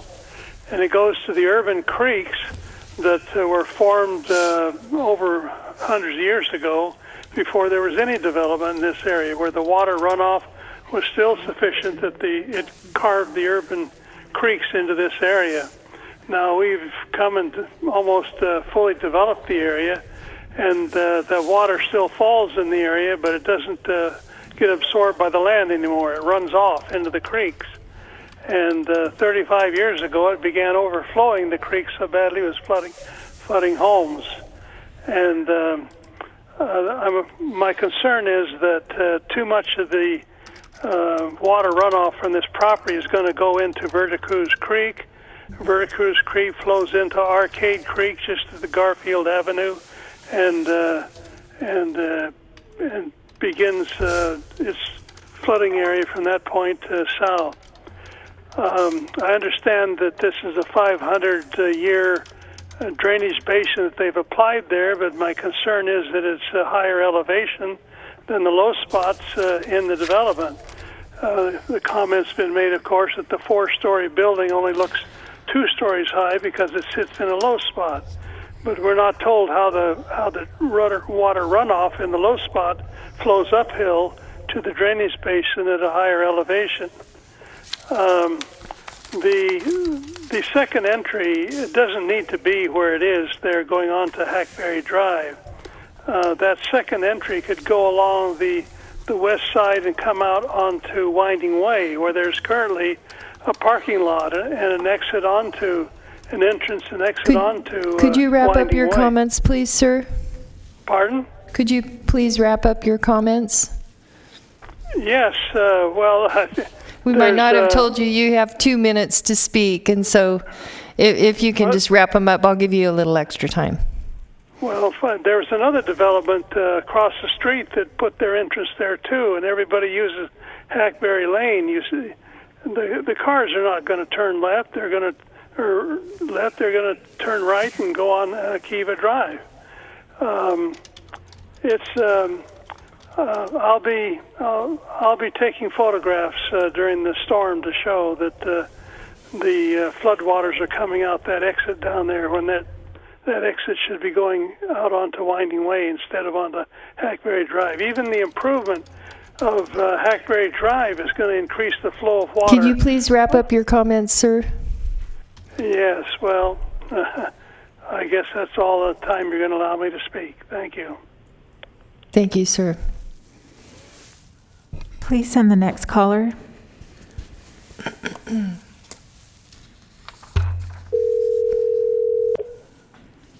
Hi, caller. Can you hear me? Hello, can you hear me? Yes, I can. Okay, thank you. I'm going to need to take your oath, and so I'm going to read some instructions, and all you need to do is follow that before you speak. So please raise your right hand, and the appropriate response is I do. Do you swear that the testimony you're about to give this board is the truth, so help you God? If you do not swear, do you so affirm? I do. Okay, please state your name for the record and the statement, I have been sworn, and then you can go ahead and make your comments, and you'll have 2 minutes to make your comments. When you start making your comments, the 2 minutes will start. Thank you. I have been sworn. My name is Carl Rasmussen. I've been a part of the Carmichael community for many years, and I'd like to thank all the members of the Board of Supervisors for allowing me just a moment to express the reasons why I am in support of the Carmichael Commons. With the aging baby boomers, along with the advancements in medical care, there is and there will continue to be a rise in geriatric population. Seniors are our fastest growing age group, far outpacing children or working adults. And according to state projections, there will be more than 9 million Californians over the age of 65 in just a few short years by the year 2030.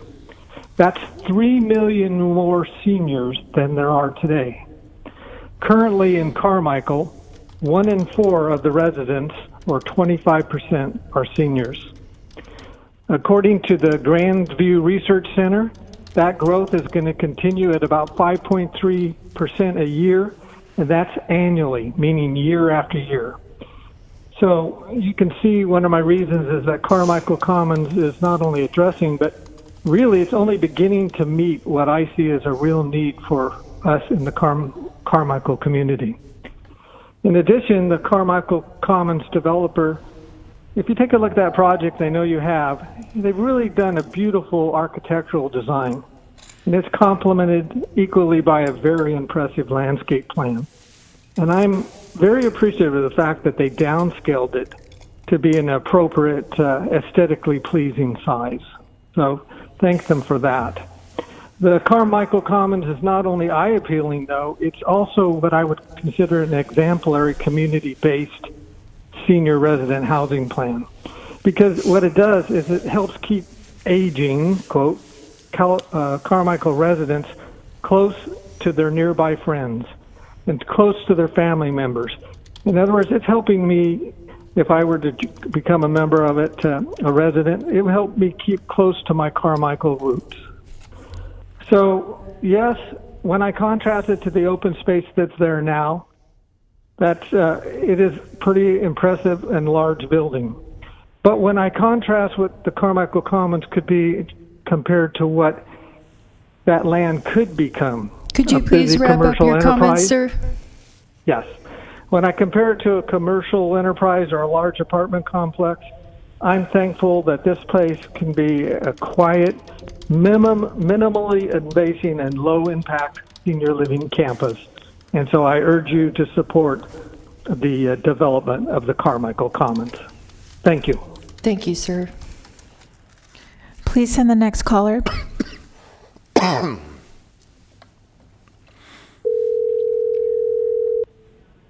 Hi, caller, can you hear me? Caller, can you hear me? Yes, I can. Okay, I'm going to take your oath. Please raise your right hand, and the appropriate response is I do. Do you swear that the testimony you're about to give this board is the truth, so help you God? If you do not swear, do you so affirm? I do. Okay, state your name for the record and the statement I have been sworn, and then you can start with your public comments, and you'll have 2 minutes from the time that you start your comments to say them. Thank you. My name is Dietmar Grauman, and I have been sworn. I live in one of the Carmichael neighborhoods that is near the school and this property, this land that's about to be developed. I live on Tyrone Way. As a member of this community, I think this is a great project, and I support the project because it just seems to be, when looking at all the alternatives that are out there, a smart use of the land. With seniors as being our neighbors, I think it's low traffic, it's quiet. Seniors are really good neighbors. Also appreciate the fact that throughout this long planning process, the developer has listened to the neighbors and the community and has made adjustments. We've heard about the trees, the flood planning, the traffic planning, and as someone who goes by this area quite a bit, it really doesn't look very good right now. And am looking forward to having some new trees planted, some proper landscaping, and just general improvement to the community. So I do support this project. Thank you very much. Thank you, sir. And please send the final caller.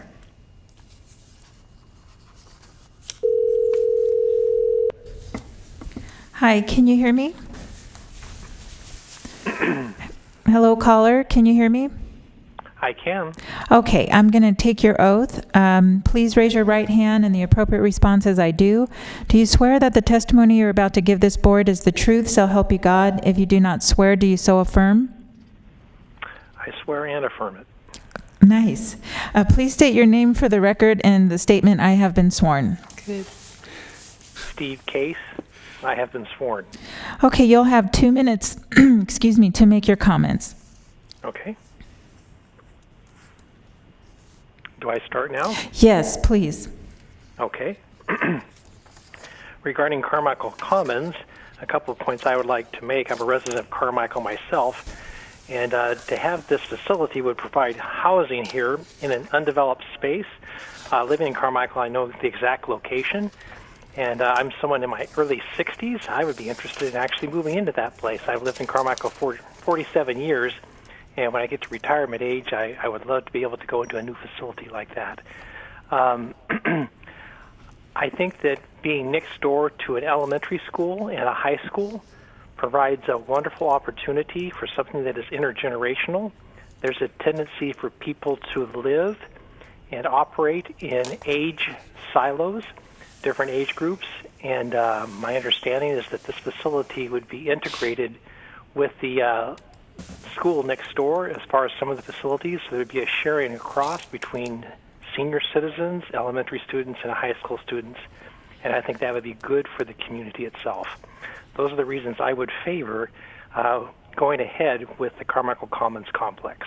Thank you very much. Thank you, sir. Okay, that concludes your public comments. Okay. I do not have anyone queued up, so I guess this is our moment when we're going to walk ourselves through these two items. All right. And I did also want to note Kimber Gutierrez, the project manager for Generations, is here in the audience today. I meant to introduce her at the beginning, and I totally forgot. So hi, thanks to Kimber. Kimber. Okay, so we are going to go back to item 4, and we are going to step through a number of the staff recommendations in order here. So we are going to start with, on item 4, recommended actions 1 and 2, dealing with the CEQA document. So we're going to find the mitigated negative declaration adequate and complete and adopt the mitigation monitoring and reporting program. That'll be the first step. So moved by Supervisor Natoli and seconded by, I think, Cerna. Yes. Supervisor Cerna. Please vote. Unanimous vote. Next, for item 5, we are also going to act on the CEQA document, a CEQA component here. Recommendations 1 and 2. Again, finding the mitigated negative declaration adequate and complete and adopting the mitigation monitoring and reporting program. So moved.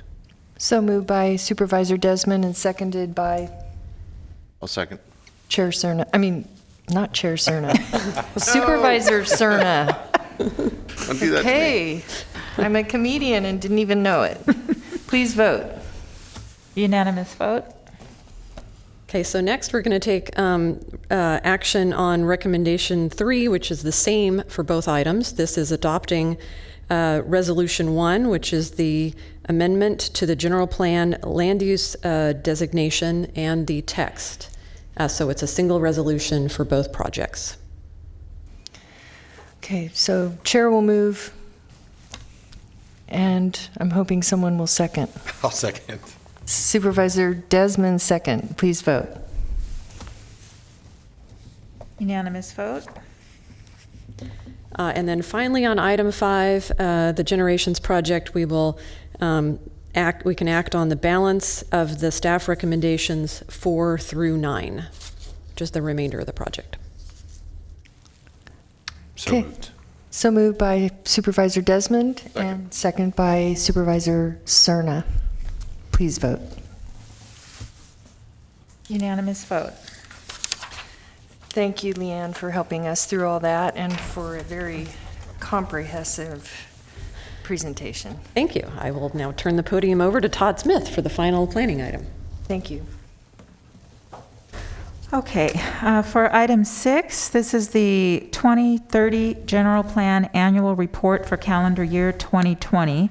Resolution to initiate an amendment to the general plan to modify the text of the urban development area land use designation, and resolution to initiate an amendment to the Metro Air Park Special Planning Area to clarify floor area ratios or similar requirements. Good afternoon, members of the board. Todd Smith, Principal Planner over the Long Range Planning and Master Plans team. I do want to clarify one thing before I get into the bulk of the presentation. That second resolution regarding Metro Air Park, we're going to recommend that we postpone that item to a date in April. So I'm going to skip over those slides when I get to them. So this is our annual report on general plan implementation. We do this every year around this time in order to meet a state deadline of April 1st for submittal to the Office of Planning and Environmental, OPR, Office of Planning and Research. Thank you. Brain. We also submit an annual report to the State Department of Housing and Community Development. So we're reporting on some major projects, programs that we've completed or are in the process of completing this year, 2020. Starting with the environmental justice element. Those of you who were here in December of 2019 remember adoption of our Phase 2 EJ element. So 2020 was our first year of full implementation, and what a year it was. Obviously, we're all challenged by 2020. But we were able to begin implementation. So you have in your materials a report card. That's attachment 4 of your package. This is something that we committed to do on an annual basis to isolate out and report on the environmental justice element implementation like we do with the other elements, but calling it out separately so folks can see in detail what we're doing on an ongoing basis. That included convening an executive level working group, multiple department heads, beginning a conversation about how to integrate environmental justice principles into the work that the county does, not just in planning, but in other departments as well. We did conduct a stakeholder outreach meeting at the beginning of the year before the pandemic, but we are looking forward to continuing that outreach, continuing on an ongoing basis in 2021. Secondly, the Climate Action Plan. You may recall we reinitiated this work in earnest in 2020. We worked with our consultant, Ascent Environmental, to form a new stakeholder group. The representatives of that group are detailed in the staff report. We had several meetings virtually with that group through the remaining months of the fall 2020. The draft Climate Action Plan is actually out now for public review. It was published a couple of weeks ago. Comments are due on April 9th. The South Sacramento Habitat Conservation Plan. This plan, obviously you know it was adopted in late 2018.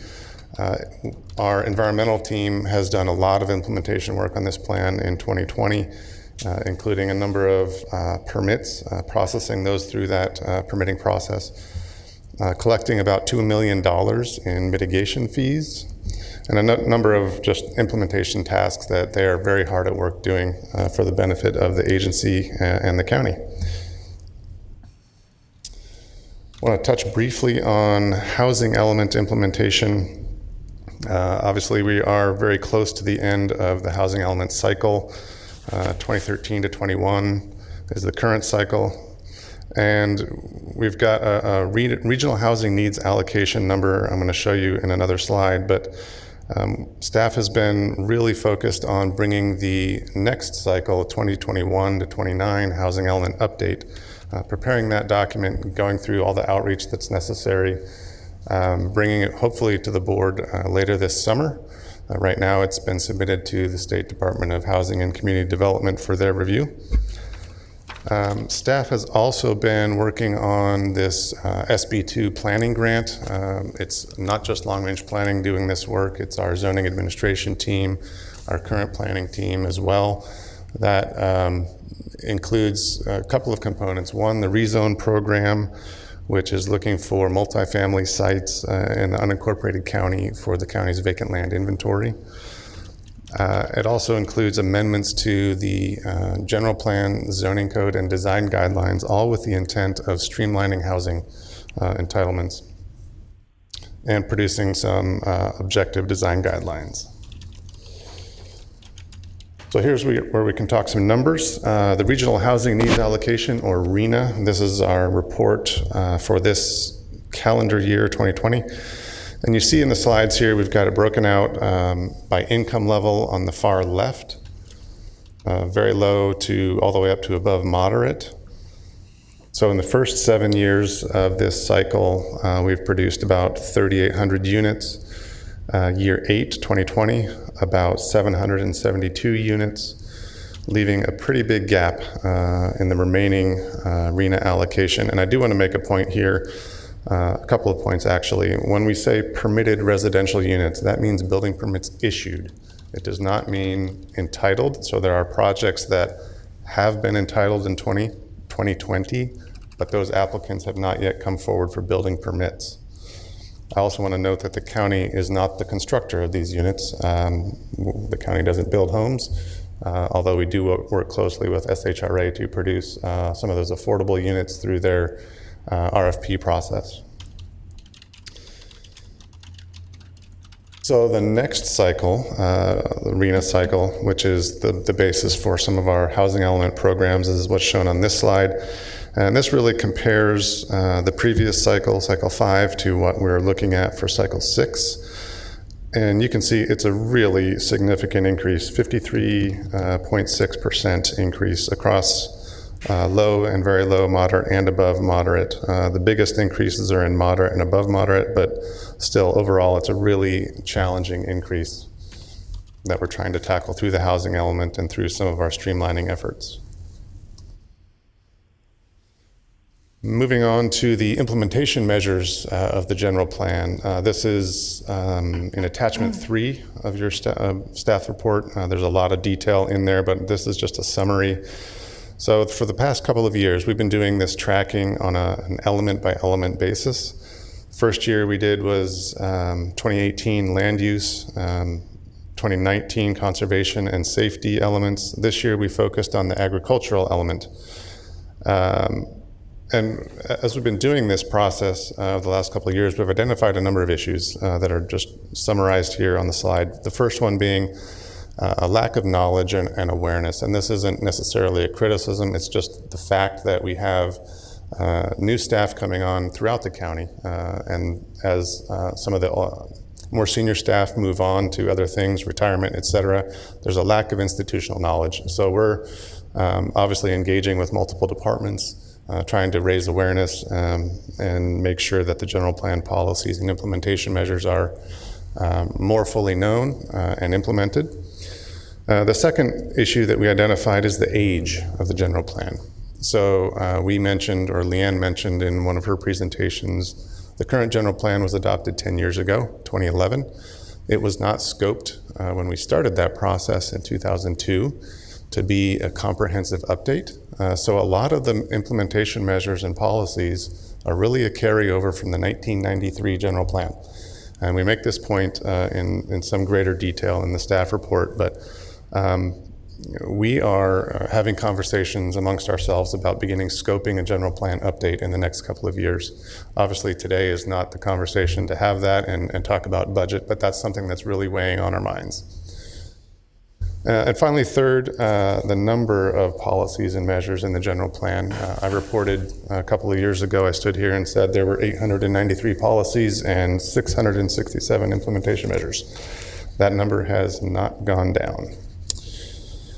So with that, as I said, the general plan update that we're hoping to scope in the near future, I'll just say next couple of years, hoping to be more concise and bring the general plan into the modern era.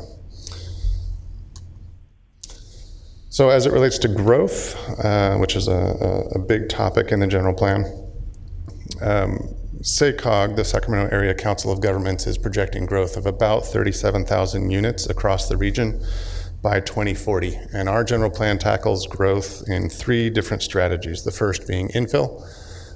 We have the capacity for anywhere from 29 to 37,000 units, depending on the properties, through infill. The first way we can do that is through vacant and underutilized property. The project just before this was an example of that. The second is through revitalizing commercial corridors. There are 14 of those in the general plan that were identified. Some of those do have adopted corridor plans. I'm thinking of North Watt, Fair Oaks Boulevard as examples. One of the corridors that we're working on right now is in Arden, the Re-envision West Arden Arcade Plan. This is one of the county's environmental justice communities. This is a grant-funded effort that is looking at improving multimodal transportation options in that community. The second way that we can look at revitalizing commercial corridors is through Green Means Go, potentially. And I say potentially because this is a pilot program that SACOG has started last couple of years. In November of last year, your board approved 5 green zones to be identified in the county that we forwarded on to SACOG to show support for increased infill in the unincorporated county. The second way that we can accommodate growth in the general plan is through these approved growth areas. And yesterday you had a really good discussion about the vineyard area and transportation triggers, so I don't need to belabor that. In the approved growth areas, roughly 53,700 units can be accommodated in what's been approved already. And then pending master plans, that's another thing that our section tackles. We've got about 55,000 units in those pending master plans. So the next couple of slides are just those numbers, and if you want to take a look at these, it's all the approved plans. This one also highlights out Rancho Murrieta just because it's kind of a unique animal, so to speak. The total there, again, 53,000 and change. Excuse me. Yes. Todd, Phil Cerna. Thank you. Could you go back to the previous slide, please, Todd? Thank you.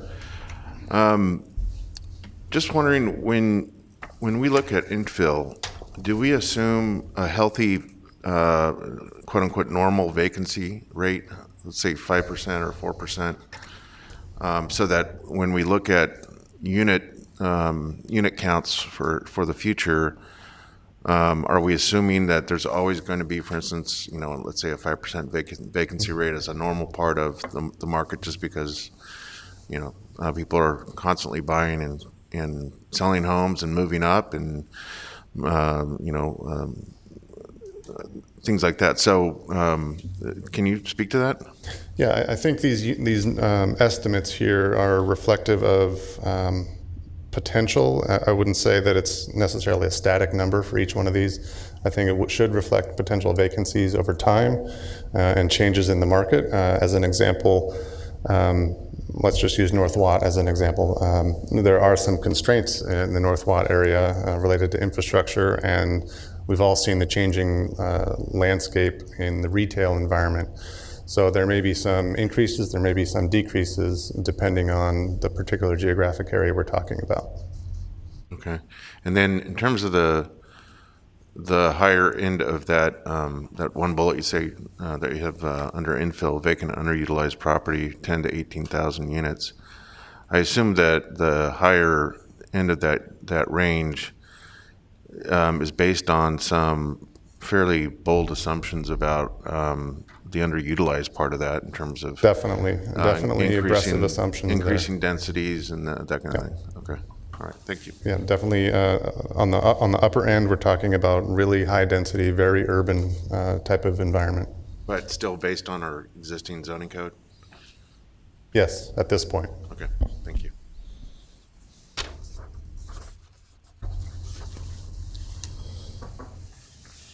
So I went over this one. This was the approved growth areas. Pending master plans, again, that number roughly 55,000. And these are the 4 that are still working through the process. So there's, moving on to our work program, we identified a number of priorities in our annual report here. First one being the implementation of the environmental justice element. That continues to be one of our top priorities.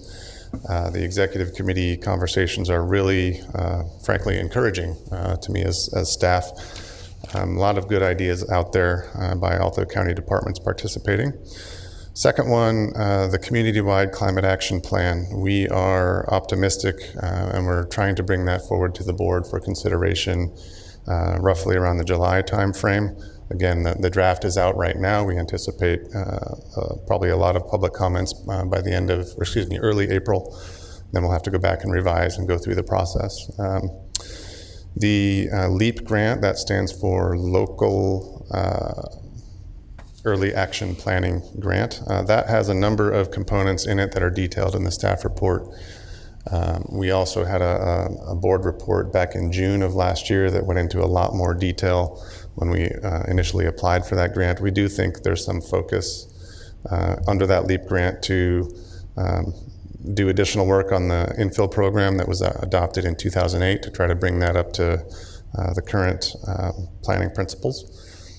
The 2021 through 29 housing element update, that continues to be a priority, and again, that's trying to bring it forward to the board by roughly July, depending on how HCD review goes.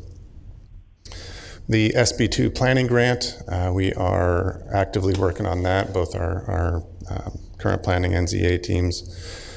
I think that one's going to be toward the end of this calendar year, so late 2021. The Housing Trust Fund Nexus Study and Ordinance Update, this, for those who don't know, this is the ordinance that deals with non-residential development. You may be familiar with the Affordable Housing Ordinance, that's on the residential side. This particular Housing Trust Fund has not been updated since 1992, so we're trying to bring that up to today. The Green Means Go effort, I already mentioned that. We're going to continue tracking that at the state level because it does require some state budget allocation. We are actively pursuing REAP grant, Regional Early Action Planning, that's supportive of the Green Means Go effort. Hopefully we're going to finish the Re-Envision West Arden Arcade plan with our partners at DOT, and I think that's on track for the end of the year, possibly. West of Watt, I'm going to touch on that in a later slide, so I'll skip that for now.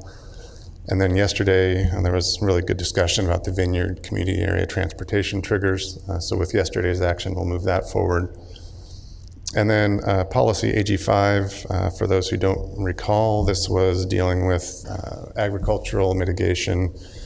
The policy itself says that there can be mitigation through an adopted habitat conservation plan that counts for ag mitigation. Staff is recommending that we continue implementing that policy on a case-by-case basis and identifying any potential separate ag mitigation depending on an individual project's circumstances, because there may be some times where we do identify a need for separate ag mitigation as part of that CEQA process. Excuse me, Supervisor Natoli. Thanks, Todd. Just on that last one, when my briefing, I don't know if Leanne got a chance to share with you, but I shared with her and Ms. Edwards that one of the problems I see to that approach, not so much from a planning standpoint, but from a standpoint of timing, is that, you folks review the applications, do the environmental studies and such.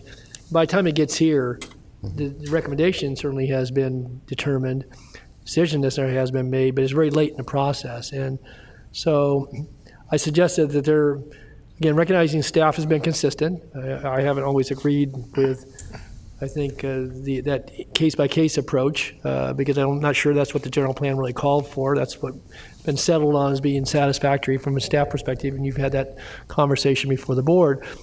But I do think that timing becomes an essential element of this, and that if there's going to be, particularly with some of the larger projects, but there are sizable projects where there may be a mitigation attached to that. And yes, we allow for layering, but that's not exactly what the general plan policy calls for. And yet I think we can certainly equivocate that to that and have made that determination most recently with the New Bridge project. But so what I suggested just in conversation is that we look at, and I don't know if you call it early consultation or some ability for, beyond just a staff standpoint, if particularly if there's going to be some significant impact to the agricultural lands, and we know that there are lands that are at the edges of urban boundaries, and there are other areas where they're outside the HCP or maybe including HCP that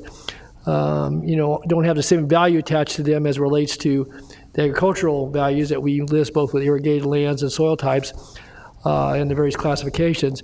But I guess without anything definitive, at least for me to suggest, I think it warrants some additional discussion. So I don't know what context. And again, that was just 2 days ago in briefing that I brought that up. But and I think we have a very active. I don't think we have an agricultural advisory committee that's participating now. When we had this matter before us back in the general plan development, that was one of the things we were going to bring on board. They're now in place. They're functioning. We had a recommendation on one of the items today from them.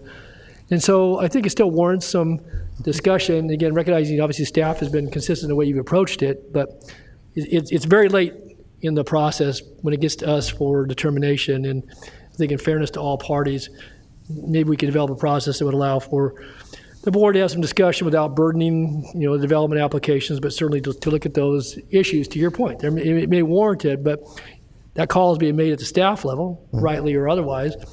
And by the time we get here, if we have any disagreement with it, it's.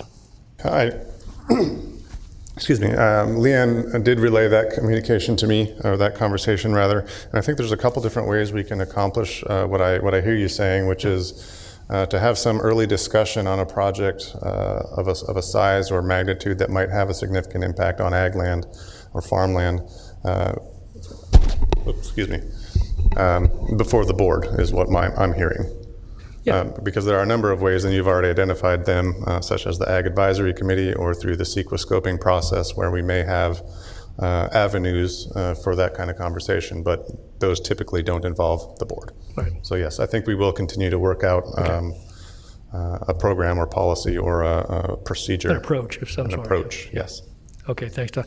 The other thing I just wanted to it's not here on one of your bullet points, but it did come up yesterday, and that was on the item on our agenda that had to do with fee deferrals and credits for buildings and transportation development fees and maybe other fees in the quote commercial corridors. Right. And I know I pressed it pretty hard, Mr. Hartwig, as it related to why just those 14 corridors, because I do recall a conversation, and it wasn't you, I think it was Trista Stevens and others in the planning department that worked on that, and for that to kind of be the end-all be-all for how we make calls as it relates to fees, different item than this. But I do think, because one of the things we say, well, we'll do the updated general plan. Well, that's some years in the making. And so I want to raise the issue here because it's one that I think that in fairness to other commercial corridors that may not be identified in the chosen 14, that item needs to be taken into consideration. So I don't know what consultation there was with the planning department, if that was just pulled from the general plan and then applied to that fee pack, to the fee policy item. But I want to raise it because, again, the conversation was, well, that's what's in the general plan. But I don't think it should stop there. I said that yesterday, and so I know we're going to have it come back to us. But I wanted to, because it's not on your priorities, but I do think it. Sure. I think it's an imperative that we get that addressed and have the board consider other commercial corridors, and it has that policy would apply to it. So. Understood. And I think I will obviously we'll be in close coordination with DOT and through Steve on that. So. Do you anticipate time being back to us, Steve? It'd be about a month. I think we could, not next meeting or two, but possibly the third meeting out from here. Okay, that's good. Appreciate it. Thank you. That's all I have. All right. I will, the next two slides are related to that general plan policy, LU 32. As I mentioned when I started this, I'm not going to go through this. We're going to skip this. Staff is recommending that we postpone this discussion so that we can do more outreach with affected property owners in the Metro Air Park area. In fact, I believe we're requesting that this just be dropped for now because we don't know exactly when we'll be able to bring it back. So rather than try and pick a date that we would continue it to, we just ask for that last item to be dropped for now, and we'll reschedule it. Do we need to vote on that to drop it? No. Thank you. All right, so west of Watt, this geographic area was identified in the general plan and in the North Watt Avenue corridor plan. And it, excuse me, there are a number of properties that were designated with this urban development area, or UDA. It's a specific land use designation in the general plan, not an overlay. And I want to back up one step.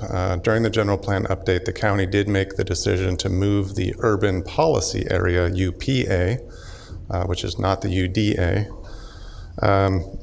to include this area west of Watt inside the urban policy area. And so what that means from a planning perspective, thank you, means that those policies that were adopted related to smart growth and new growth areas, LU 119 and 120, don't strictly apply as absolutes. They are guidelines for those projects within the UPA.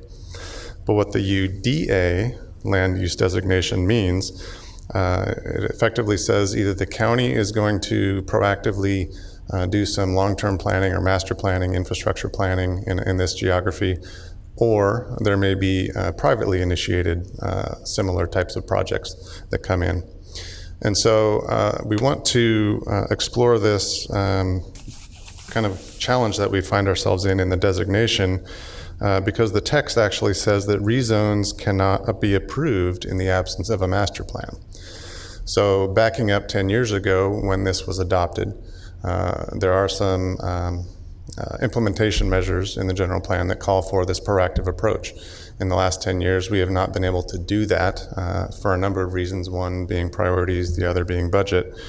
But meanwhile, we do have applications coming in this area. So we've got one application for development in the northwest portion of the plan area, about 75 acres.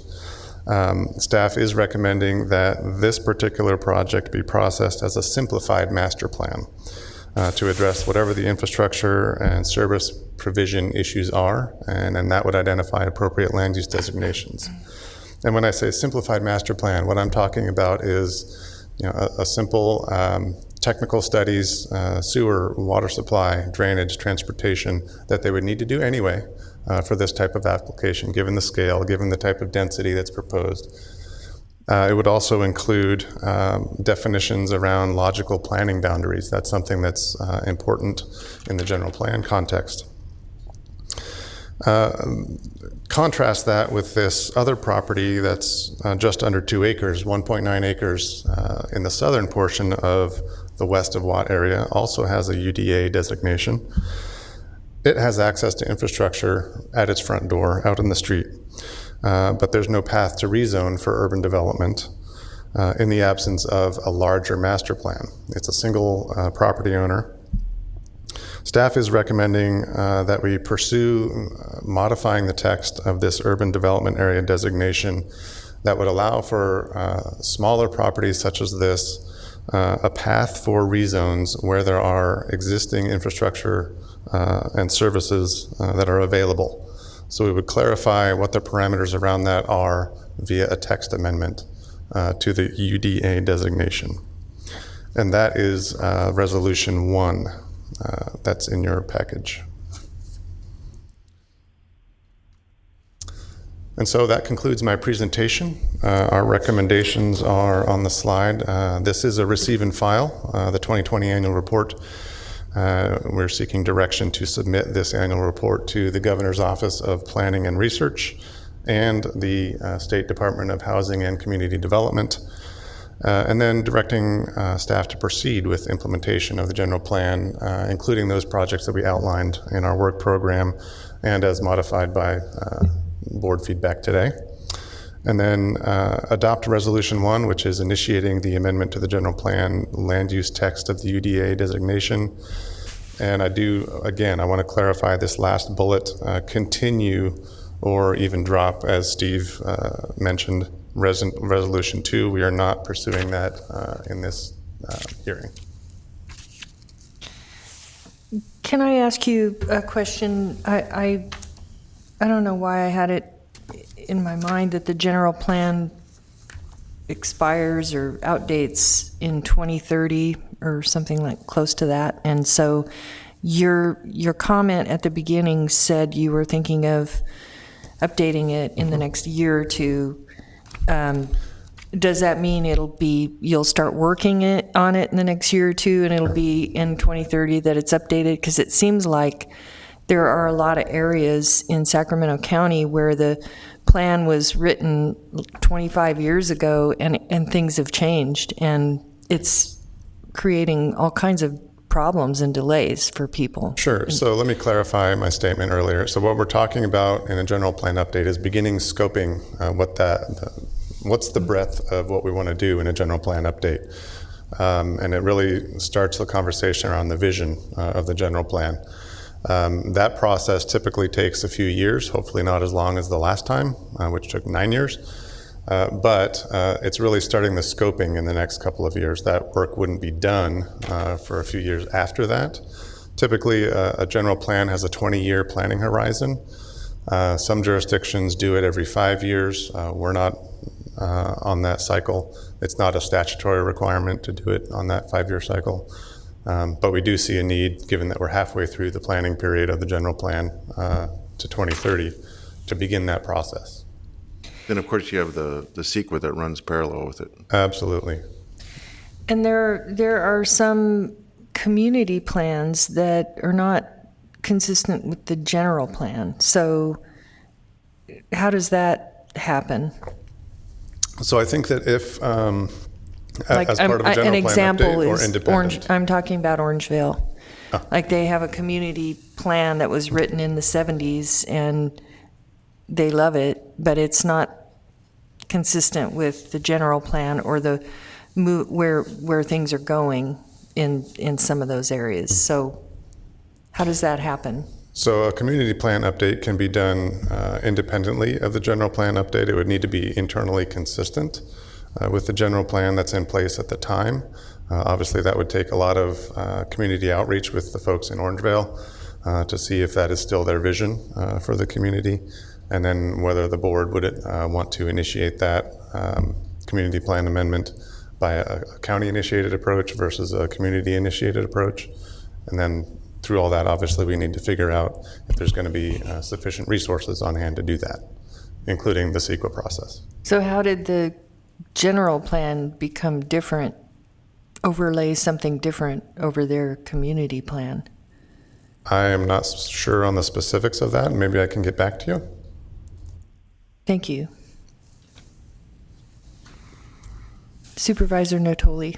Yeah, Todd, just in reviewing, and I appreciate the annual report, but the checklist, in some of the agricultural implementation measures, and it was timely because we had the item today on the Barton Ranch, but there are several implementation references that relate to the Williamson contract, and the response is that, and it talks about to clarify allowed open space and passive recreational uses, talks about agritourism program, allowing agricultural friendly uses consistent with the state program. And just as it was in the staff report today, it says you amend contracts on a case-by-case basis, but it says no progress. And so, again, I think in the context of certainly Supervisor Cerna's questions and comments, but I think in light of that idea, it might be to bring in the package, because some of these, you can just keep saying no progress, but if there's a different way of addressing this, or maybe something that's a little more comprehensive. Yeah. I hear what you're saying. Yeah, so it seemed to tie in as I was looking through the packet here. So it may be, again, I don't know what level of urgency there is to it, but certainly within the list of priorities, and it might help us address, 2 or 3 or 4 of these that are listed from the general plan in 2011. Yeah, I think if there's a way we can better articulate some ongoing work instead of just saying no progress. Yeah, because just as you did today, you did a staff report around, you brought it to us, and this board, considered it, and obviously some suggestions came out of that in addition to the action. So, okay, that's all I had, Madam Chair. Okay, I don't have anyone else queued up to speak, and so I guess at this time we are ready to ask if there's any public comment. Yes, we have one caller. Please transfer the caller.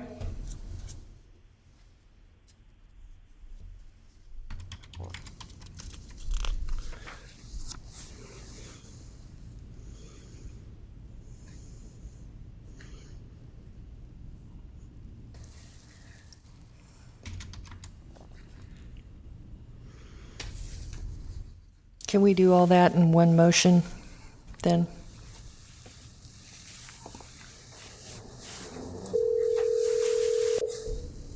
Hi, Hi, caller. Please start with your comments. You have 2 minutes. We have one caller. Caller, can you mute the meeting in the background? Yes, I have. Okay, thank you. Go ahead and start with your comments. You have 2 minutes. Please. Thank you. Good afternoon, members of the board. My name is Oscar Balaguer. I'm a retired environmental scientist and a volunteer with Sacramento 350. 350 and ECOS sent written comments, and I'll focus on our thoughts on growth planning. As per the slides you've just seen and in the annual report, the county will need about 37,000 new dwelling units through 2040. The inflow capacity of about 33,000 units could accommodate most of that. Infill, already entitled, and currently planned projects would provide about 137,000 dwelling units. That's almost 4 times the projected need. More than 75% of that would be greenfield development. The 4 pending plans, all outside the existing urban policy area, are more than 40% of the total. If approved, the market would allow the planned, already entitled, and infill projects to build out to 27% of capacity on average. The apparently predictable result would be small, low-density tracts scattered throughout the county. That land use pattern could not be serviced with transit, is energy intensive, would increase VMT and greenhouse gas emissions, and have generally high environmental impact. The general plan specifies mitigation for impacts outside the UPA. However, these measures speak to on-site project design, not inherent impacts of outlying development, particularly given incomplete build-out. Consequently, 350 with ECOS suggests environmental documents in the future for such developments include cumulative impact analyses to consider impacts to VMT, GHG emissions, and potential other environmental impacts. That ends our comments today. Thank you very much for your consideration. Thank you, sir. Okay, please send the next caller.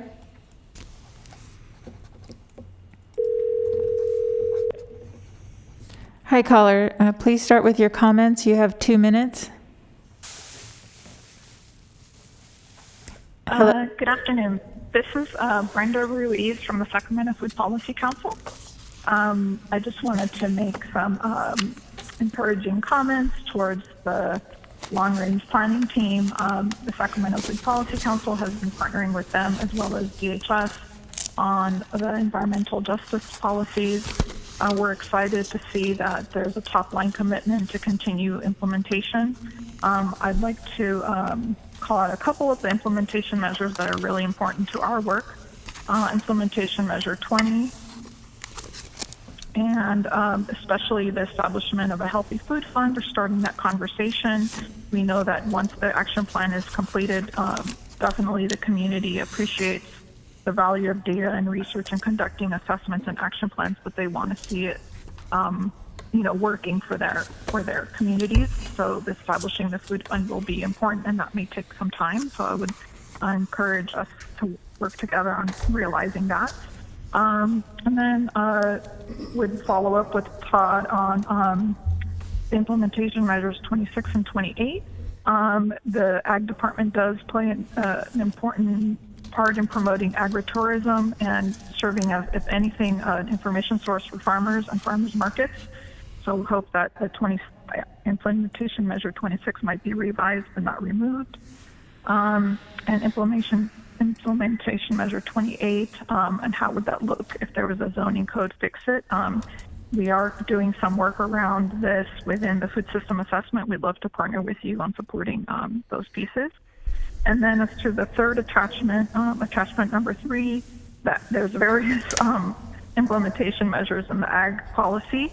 And I think that there can be some really exciting innovations, if there can be some cross-lining or some more partnership between the ag policy and some of the EJ policy. There's some really important intersections, I think, between many components of the EJ policies, not just in food access, but in other pieces with the ag stuff. Kind of references back to the comments made in previous items from well as Supervisors Natoli and Serna.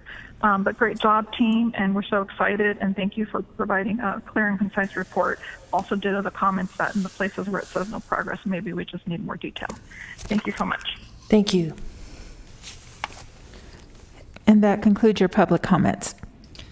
Okay, so the recommended action is to receive and file the 2020 report, direct staff to submit the 2020 annual report, direct staff to proceed with the implementation of the general plan, including projects outlined in the work program for the 2020 annual report, adopt the resolution 1 as written, and drop the resolution 2 at this time for Metro Air Park. Oh, Supervisor Serna. I was just going to make the motion to approve staff's recommendation as you've just outlined. Thank you. Noting the fact that Metro Air Park will come back at a later date.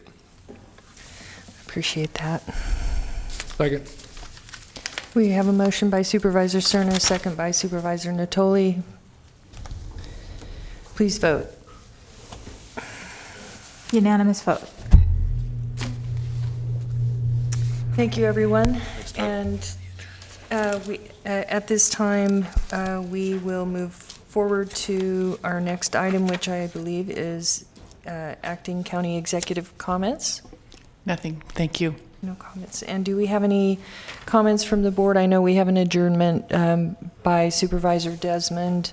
I do not see any board members in the queue. So at this time, I'll call on Supervisor Desmond.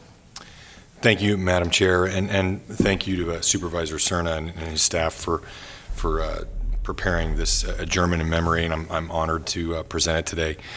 I would like to adjourn the meeting today in the name of Sacramento Metropolitan Fire District Fire Engineer Kyle Rutherford. Fire Engineer Kyle Rutherford sustained fatal injuries during a vehicle accident in Roseville, California on March 20th while reporting for duty to his station in North Highlands, California. Engineer Rutherford was 38 years old and is survived by his wife Sheena, daughters Leanna and Lillian, and sons James and Grady, in addition to his parents, Ed and Laurel, and sister Shayna. Those who worked closely with Kyle describe him as an excellent engineer and someone who was always willing to help his co-workers however and whenever he could, particularly with auto repair, which was a passion of his.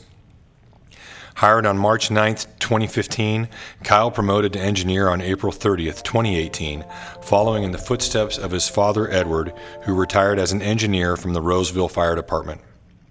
Kyle Rutherford's last alarm was March 20th, 2021. Madam Chair and colleagues, I respectfully request we adjourn today in his honor. Thank you, Supervisor Desmond. That was a beautiful tribute to a life. And at this time, I will adjourn our meeting in memory of Kyle Rutherford. This meeting is adjourned.